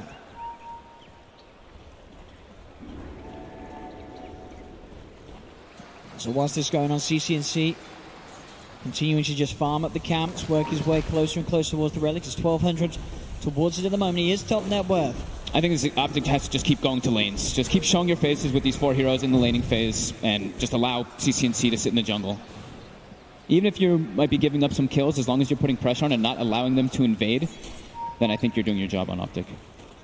Because the key to everything on Optic's draft is just this Alchemist. As it tends to be when you do have one. This is good lane. They push the ZYD very close to hitting level 10 on his Bloodseeker. Incredibly well leveled down to the way that he handled that mid lane in terms of denies. We've got bounty runes coming out soon. Bounty runes are probably one of the more important things versus an Alchemist as well. Just try to control those. That's probably why they have those double bottles on both Tiny and Storm. GGG. As Doppel will be able to back himself away as the TP's coming in from the Storm. They're sort of turning, and indeed look at the setup as Jinkyu zips forward. 33 yet to hit the level 6, so will be bursted. No chance for a supernova. Pikecat already using the enrage, so there's still the chance to drag it back with the Vortex. There's going to be a buyback from 33, but Pikecat cannot be saved. The Chain Frost comes out from XCJ and finishes off the Ursa. So quick to react. We really are. We're setting up what for BSJ, so we're going to see a lot of movement from lane to lane. We're certainly seeing it in this first 10 minutes. TP rotations always at the availability of both sides as they react to one another. And 5-5, 1k lead at the moment for Serenity. Things already going a million times better for them in here in this game 2 compared to the start of game 1. Yeah. It's really cool how they play this aggressive style with like either the Storm jungling or the Storm just looking for pick kills all over the place while the Tiny takes a lane, or vice versa. We're going to see the Storm take a lane while Tiny starts looking for some ganks once he gets his levels built up. PYW now level 6, so he can look to start making rotations for his team too. It's a cool it's a different approach that, sure, we see people leave lanes and give supports the lane a lot, but in the way that they're doing it, it's pretty much every single game when they have these type of non-traditional supports. As now they're looking to go for that invade. They did use Chain Frost down bottom, but they've got a level 6 Tiny, and they want to try to find CCNC. Here we go. They get eyes onto him. CCNC will lose the Chemical Rage. They'll turn towards the mid. Zai actually finding the setup, but there's the Avalanche from PYW onto 2. Turns with the toss onto Zai. Zai has the spike carapace out. He'll stand his place, get out of the blood right. 83 going for the egg. Serenity, can they take it down? No, the Fire Spirit's on him. Here comes the Storm. He can. They get it in time. They get the final touch, and now Jinkyu looking for more. Drags in a second. Zai still able to get himself back underneath the tier 1. The tree throw will come out, but not enough damage to bring down the Nyx Assassin. But 33, they're ever so close to getting that supernova off. And they found the last right click just in time. It looked like he was going to get away with it. He got the Fire Spirits on the 2 melee heroes, but yeah, the Lich comes in, gets 1 attack, and of course the Storm zipping through. Now a 2k lead for Serenity there. They're able to continue to grow. There's a Blade Mail complete. Full Blade Mail already. Very quick timing. ZYD, a massive issue. Sort of was predicted by KP, and on the panel, you know, that he said the Bloodseeker, it's going to work fantastic in terms of lane matchup and in terms of the game plan, and we're certainly seeing it so far here. ZYD. He can do so much damage to the Blade Mail in particular versus that Phoenix. Versus Ursa, it's not really the greatest, but he wants to have an early timing, and they want to just keep playing fast. They want to just keep Optic off their foot, just free farming with this Alchemist. CCNC's still been doing so, but they're trying to invade as much as possible. As we see them try to smoke again, they get some more Zappa. There's a PPD. Straight in they go with the Rupture. No chance for Peter to react. He's okay tanking the gank a bit there for his Al, because they maybe would have found CCNC there if they were able to actually pierce through. Bottom tower is under attack. And GGG getting all the space in the world while his team does this. As bottom, he's pressuring the tower and going for that, of course, first item diffuser. It's going to come so much quicker for him this game than in game 1. We are going to get to see GGG just be able to play his game as he was heavily shut down in game 1 by that Zai 33 Brewmaster Vengeful Spirit lane. Yeah, he's level 10 in this game already. Like last game, he was level 3 when the Brewmaster hit 6, so he's off to a way better start. While Phoenix is only level 7 right now. See top, they are looking towards Jinku, but it's obviously a very hard kill for them to get. They can get the stun into the damage of Pike and maybe enough, and that's how they do it as well. Remnant, Carapace, bam, that's enough lockdown. Nice setup from Zai. Getting Pinecat that kill. PYW is about to have the Blink Dagger finished up on the support Tiny. That could catch Optic off guard.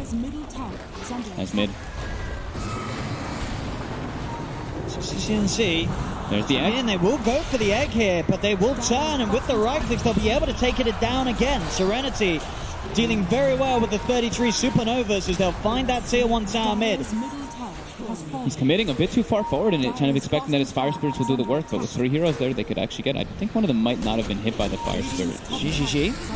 As far as CCC, GGG's very deep here, and he is pretty much entirely alone. A Doppelganger down to low ground. Zai Pikecat, they're ready and waiting for him.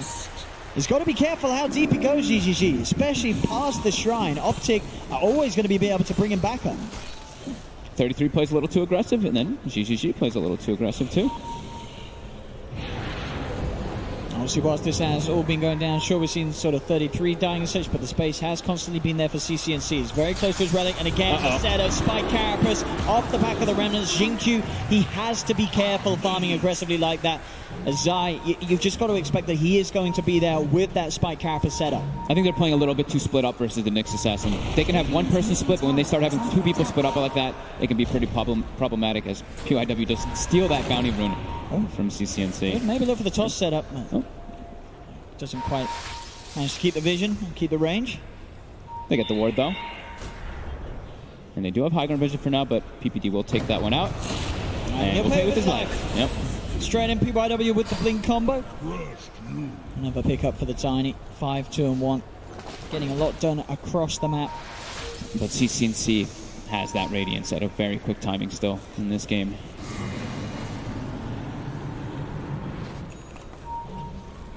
Same time, GGG. Diffusal Blade complete. And I couldn't agree more. 51%, 49%, 50-50. It absolutely is. It's hovering at that point.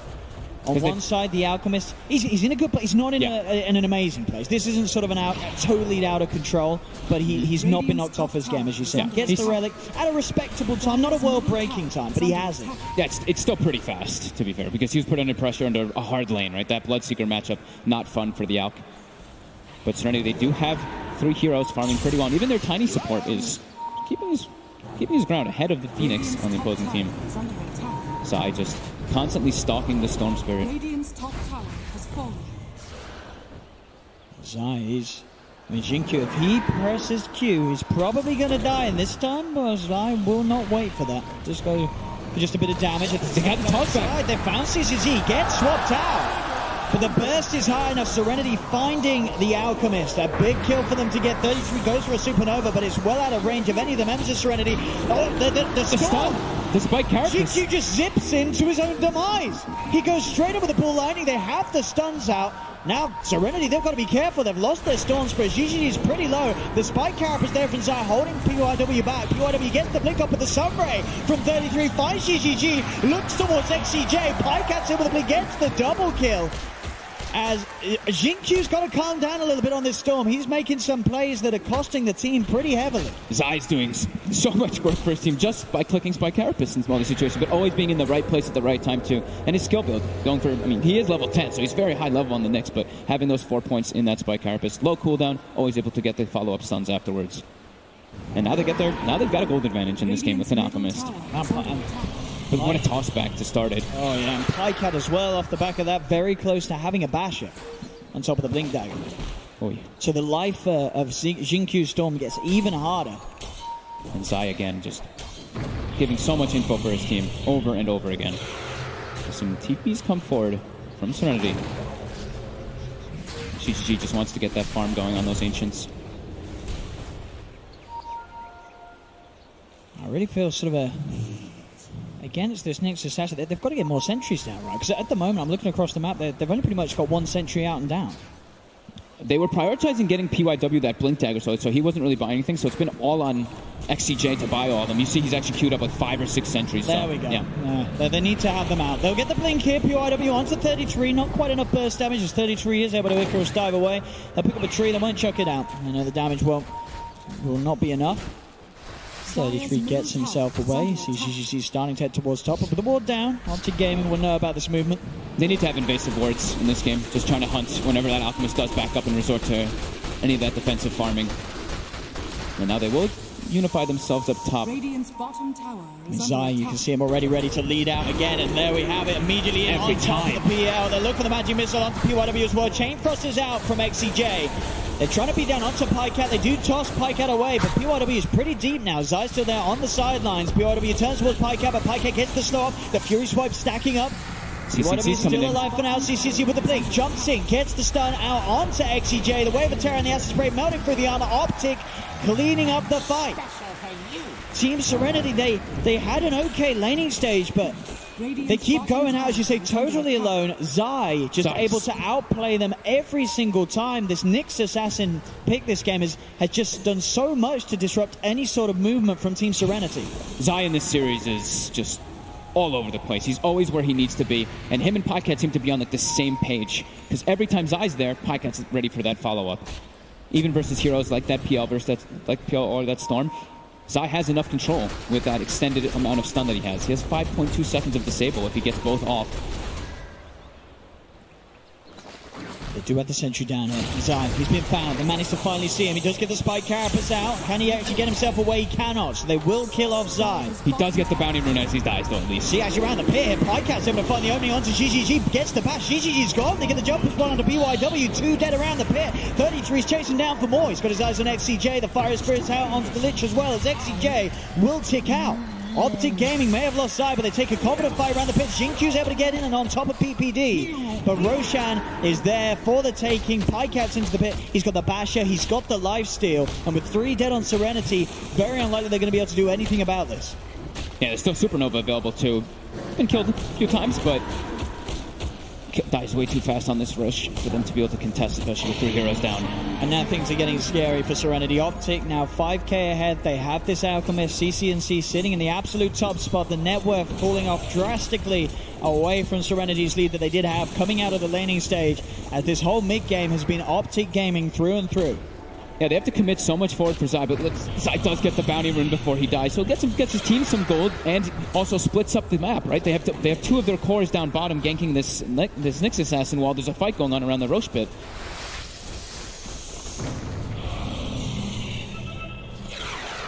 I mean, what is sort of the best game plan now for Serenity? Every single sort of move they try and make does seem to be dealt with very well by Optic Gaming. Is there any sort of itemization they can wait upon that could change things around?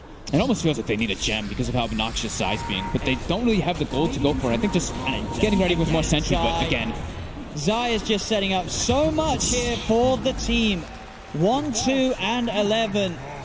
They've got to just go all in on the sentry investment. They've started to do so. Sentries are coming out. We're seeing sort of 2 in the bottom jungle, 2 at sort of the entrance to the top of that area of the map. They have to play around these, because Zai, it really does feel like he's getting away with so much on an Nyx Assassin to the point where, sure, he's playing amazingly, but it feels like Serenity, they just don't know how to deal with it.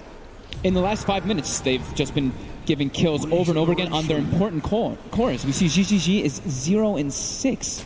XIQ also, he's 4-3. He got a couple kills in the laning phase, but then afterwards just kept getting picked off. It's really just, I mean, it's been the Zai show. Yeah.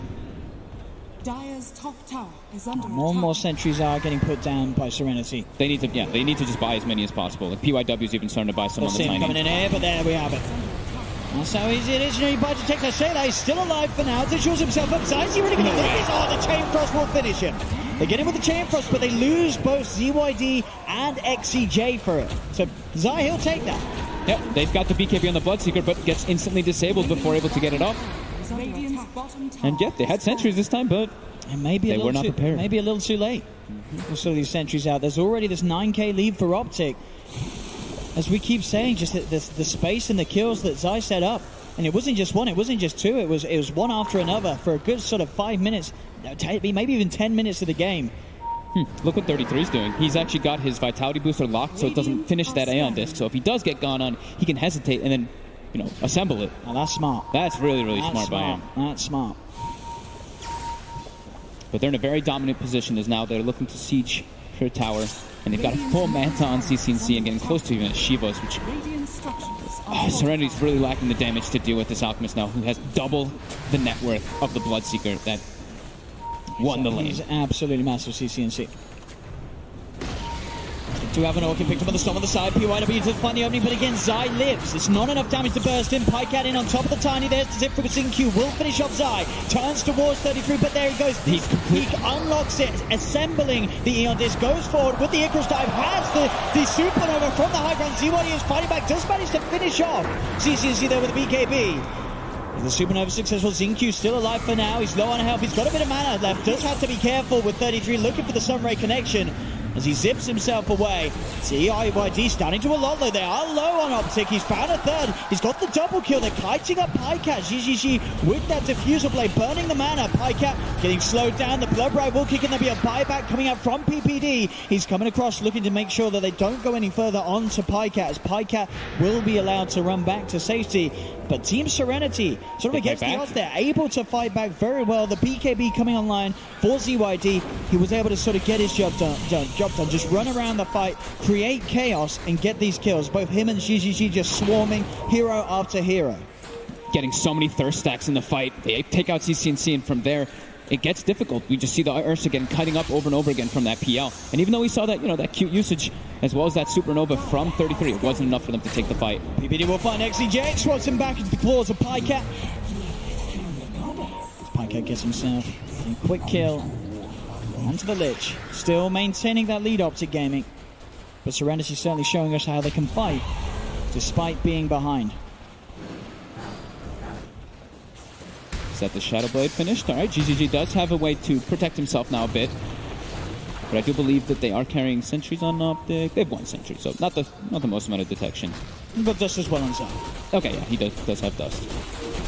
And he's already looking for GGG. He is. There's the setup. CCNC with the concoction. Out it goes, but he's not quick enough. CCNC holding on to it for a little bit too long. As the time will be there for GGG to jump out with the doppelganger. That was close. That mana burn almost was enough to. Zai instantly vendettas and continues to try to look for some place here. As Serenity, they are all grouped up. They are going to look for their own smoke play. They still have, of course, that Orchid that we saw revealed in that last fight. And an Arcane Rune, too. Oh. See what they can find with the smoke. Can they catch Optic Gaming off guard? There's a full Solar Crest picked up on 33. Zai heads across. Look at the sentry down. They do have eyes upon him. He's keeping himself at the edge. PYW tries the combo with the spike. Carapace down. CCNC straightening away with the concoction onto the Lich. That's going to be XCJ down. Yulceptor throwing him up. Got a pistol. Abyssal Blade from Pycat to follow up with the control onto Xingqiu. PYW getting dove upon by 33 with the Icarus Dive as Optic find 3. GGG.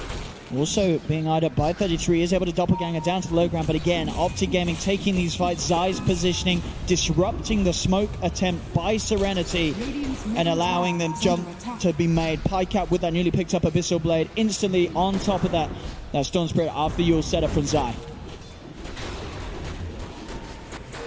It's Zai, I bet we just keep saying Zai.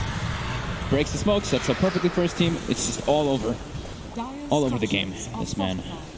Now they go for that high ground. Storm respawning soon. Radiant's middle tower is under attack. And they'll play careful. Just the amount of farm that some of these heroes have. CCNC, of course, still sailing ahead of the top. He's going to be working his way towards that Octarine. Yep, once he gets the Octarine, then he can start gifting those Aghanims to his team, and they've got everybody who can get an Aghanims in this game. And they're all pretty damn good. Even the Supernova one can be pretty useful to reset a teammate in a fight. Certainly. Or save a teammate, of course. And they've got the Venge too, so they've got the swap. A lot of different ways to save each other once they get those Aghanims. I don't imagine if the game goes on to the point where the time is there for the Aghs to come out. Who gets it? It's got to be the Ursa, right? You get Pycat as Aghanims first. More than likely, yeah. They are all really good, though. Zai continues to put the pressure on in Serenity. It forces them to kind of stick together, too, which... the XP has been going back and forth, but because they have to stick together so much versus that Nyx Assassin, it does hurt them a bit.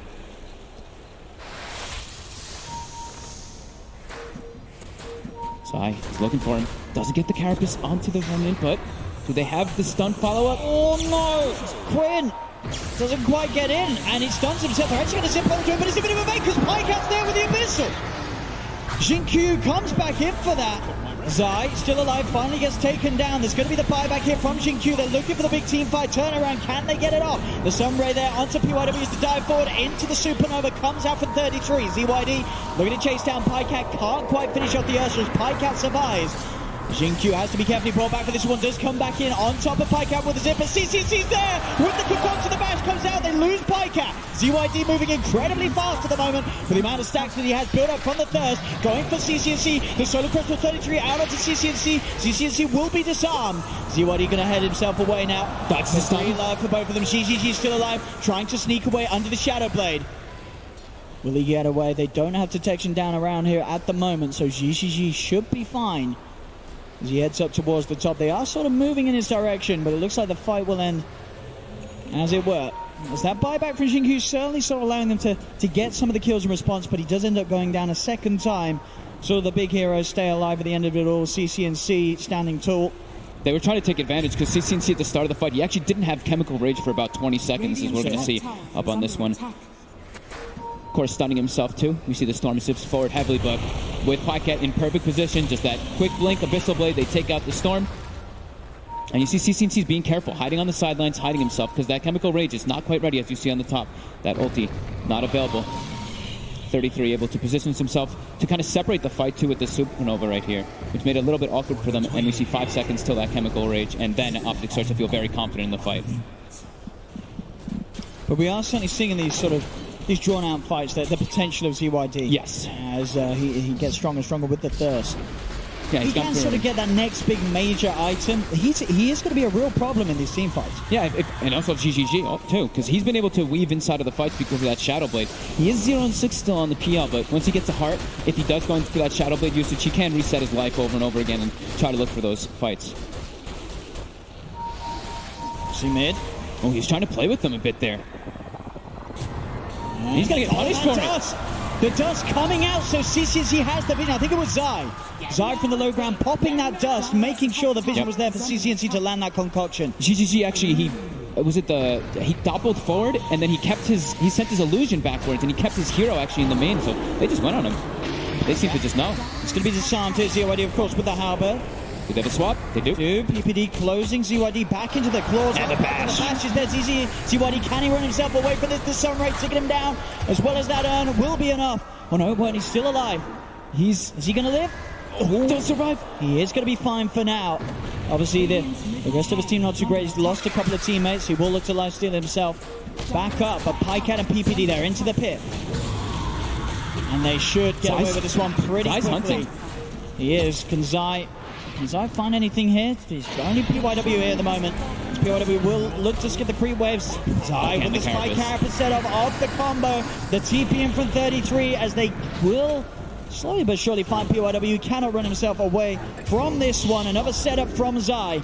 As obviously whilst that was all going on, Roshan going down. They get themselves the components of it. Pycat now holding the cheese. CCNC holding that Aegis. And he has an Aghanims finished on top of the Octarine. Double damage. A 19k lead for Optic here in game 2. Team Serenity's tournament hopes and dreams on the line here. It's just so hard for them to take these fights into like how tanky Optic really is. This Alchemist is, of course, double net worth of that Bloodseeker, as we've been mentioning, and just posing such a threat in that front line. And I mean, Zai is just, yeah, we don't need to say it anymore. Just been putting so much pressure on the map as this Nyx Assassin. As we see Ursa approaching Alchemist, and we are right. Nice. Aghanims on Ursa now.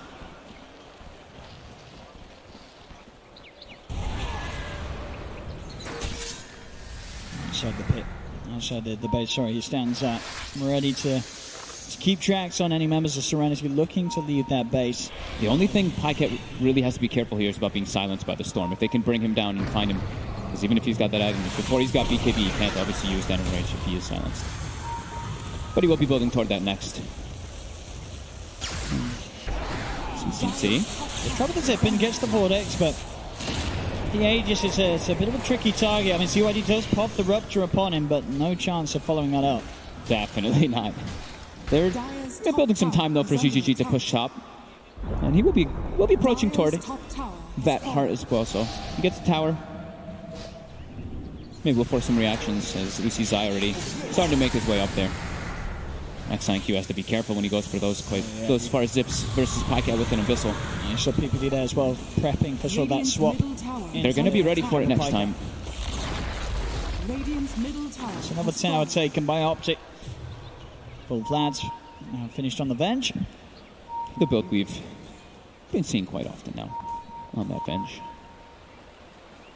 GGG now starting to move towards him and immediately TP's out. Will not be caught out by Optic. GGG is, as we saw earlier, just getting that push on the top lane. He got some space. Very close to having a heart. Few hundred gold away and closing in that level 22.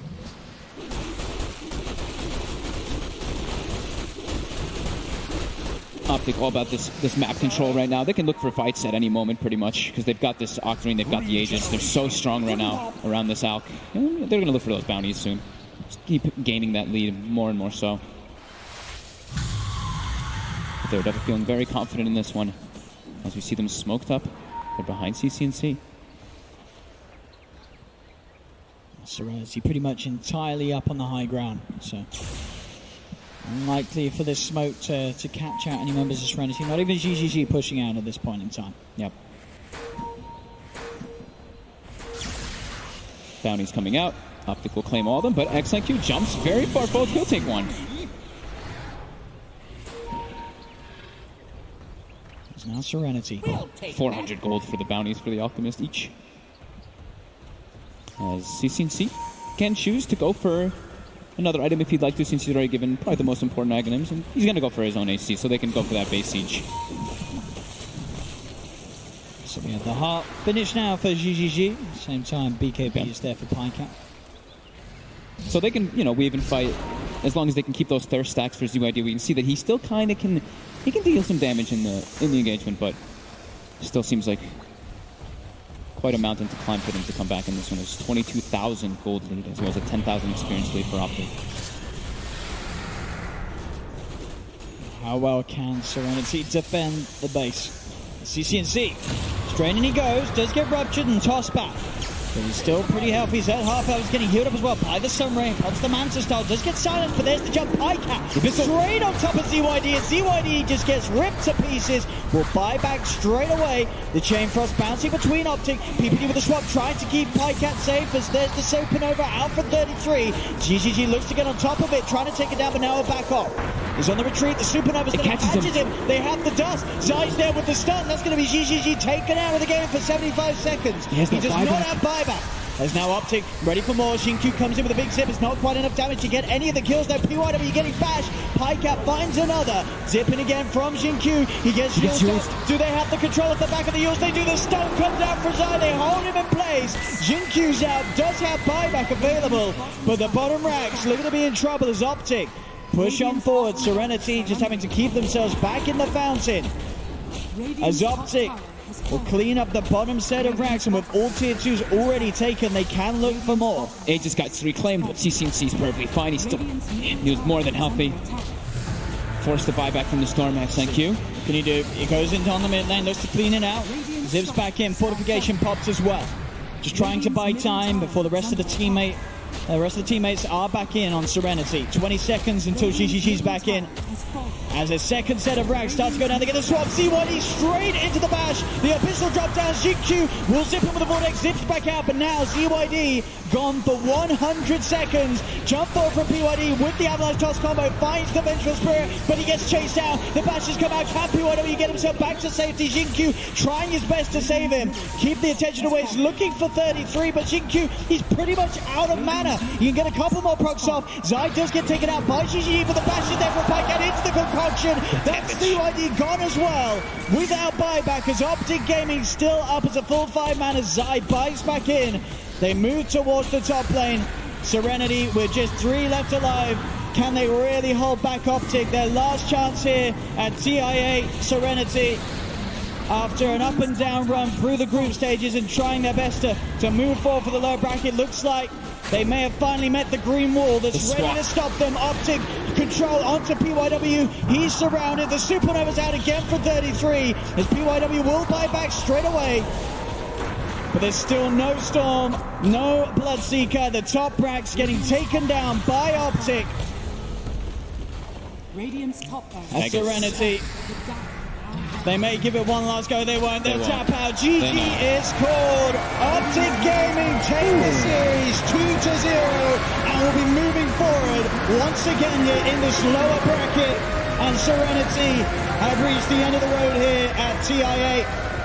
They seem to have a pretty good aggressive playstyle going on for the first 15 minutes, but then they hemorrhaged so many kills. That one, they got the toss back. That one situation near the Ancients, they got the toss back onto the Alchemist, but then everything just became a total disaster. They lost several heroes after that, and it was really just Zai crushing this game, finding non-stop pickups, giving so much information on the map. Nyx Assassin, sort of the draft from Optic Gaming, and as you say, that play, sort of that 5 to 15 minutes of gameplay where Zai, as soon as he hit that level 6, the amount of action that he set up, it was ridiculous.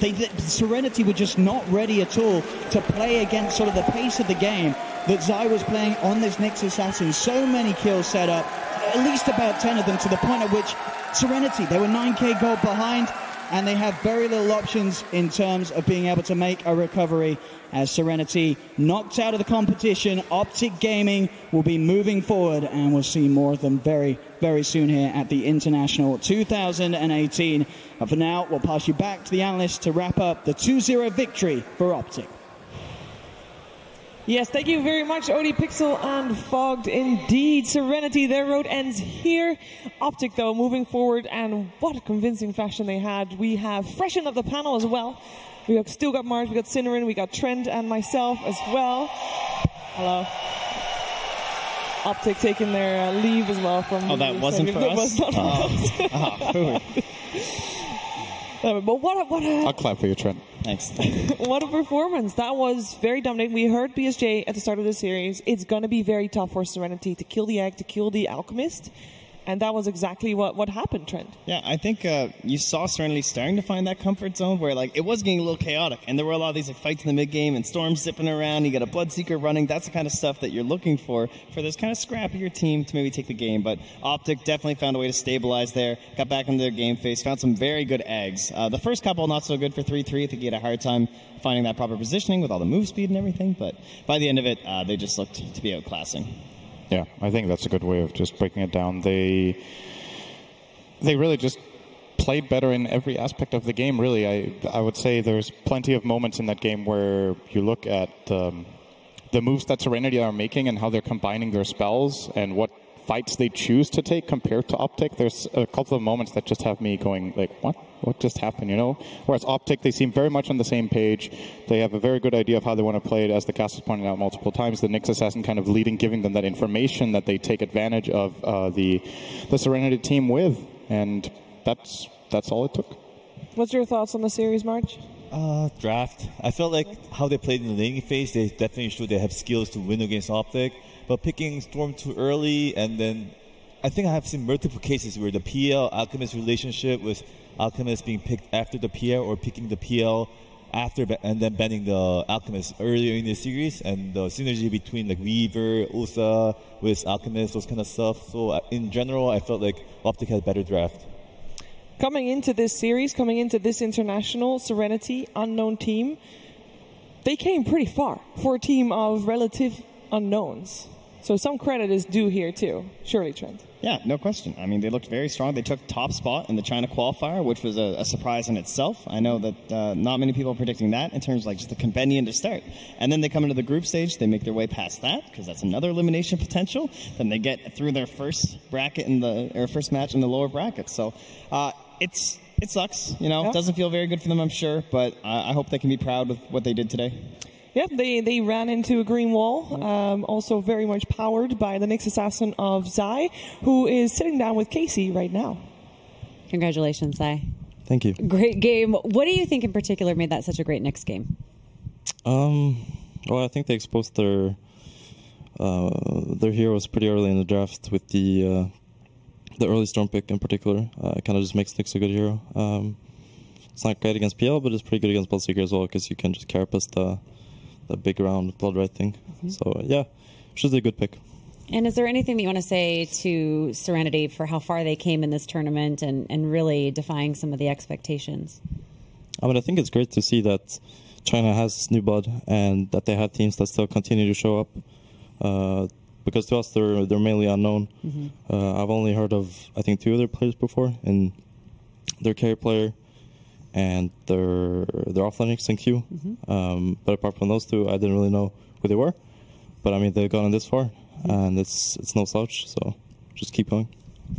You are here at TI as a veteran, and you have some younger players on your team, people who have not experienced TI. Have you found yourself taking on a little bit of a mentorship role or a leadership role in that regard?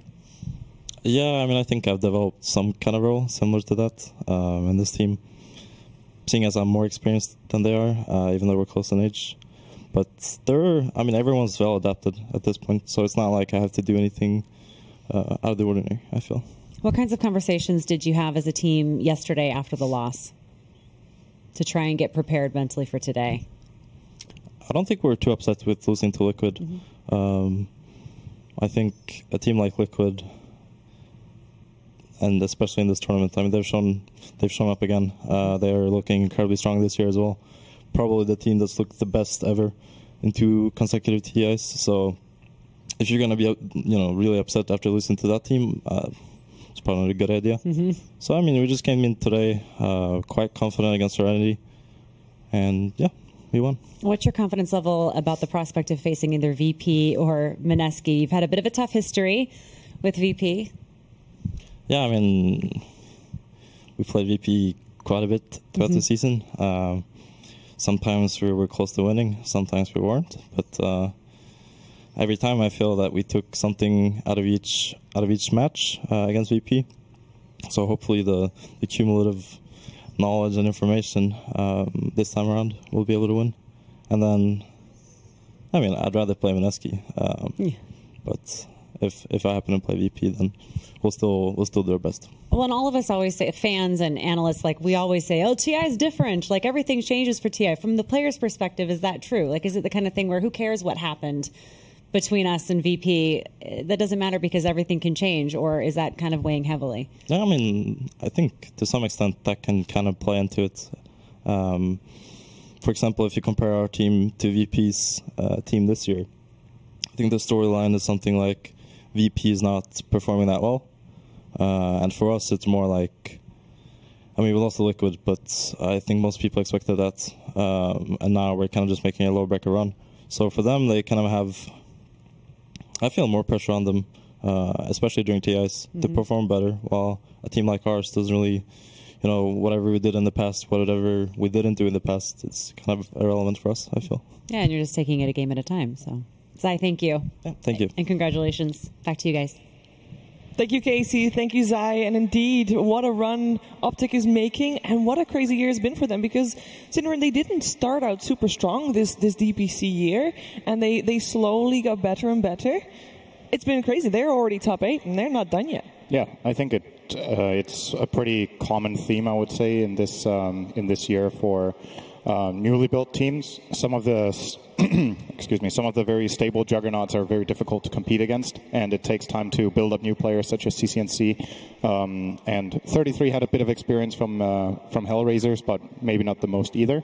And sometimes for some teams it's easier than others to just find the groove, to find the groove of how you're gonna. How do we construct our team? Who should be the centerpiece? How do we like to play with our lineups? And over time, damn, that's something. I got a water for in a moment. You just you look at a captain like PPD, and you give that team time, and you put those players together, and slowly but steadily they get more experience from qualifiers, from LANs, and eventually, you can get pretty far. So it's been quite the transformation, but. Maybe it was a good thing that Virtus.pro stopped them from qualifying based on DPC points, giving them more chances to practice and to grow. It's all about timing, right, March? Yeah, I think definitely going through the qualifier, a lot of times players get to practice harder and get more times to practice. And, for example, for OG here, they're doing really well in the upper bracket here, because they got to play the Europe Open qualifier and everything, and that helps. Yeah, it's crazy. Serenity, of course, is an example of that as well. This is the end of their story. It has been a good story for them. We are going to see the players again. Yes, I would say so. I wouldn't be too surprised to see some of them back here next year. No, likewise. Serenity will soon, of course, also have their exit interview with Machine. Before that happens, though, any final thoughts on how Serenity played here at this International 8? They made a run. We talked about it. It was still above expectations where they ended. Are they going to stick together? What's it like as what's a newcomer team? We have seen newcomer teams stick together and just go with it. They are so fresh.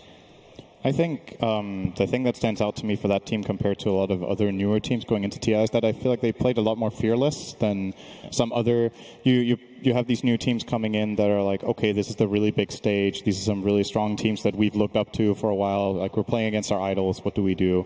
And Serenity, they just seemed like they kind of reminded me of a couple of teams like from the Chinese region, like CDC and Wings. Obviously, they didn't place as high, but they kind of had that same mentality of, we're just going to play our hearts out. We're going to do our thing. Play their own style. Yeah, play their own style. They had some totally different picks and strategies.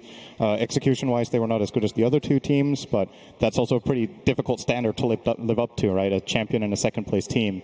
So yeah, that's kind of the biggest takeaway for me, is that they seem like the type of players that can go far because they have the right mentality. Yeah, we have got every team that exits the interview. I want to just talk a little bit before we're still waiting, because this moment, these emotions that the players have at this time, it is a controversial topic for us, or at least for some that find it like, why do you want to put a camera on people's faces? But I feel like it's very important, March, to document this, because this road, a year like this, has been tremendously stressful, emotional, important to show.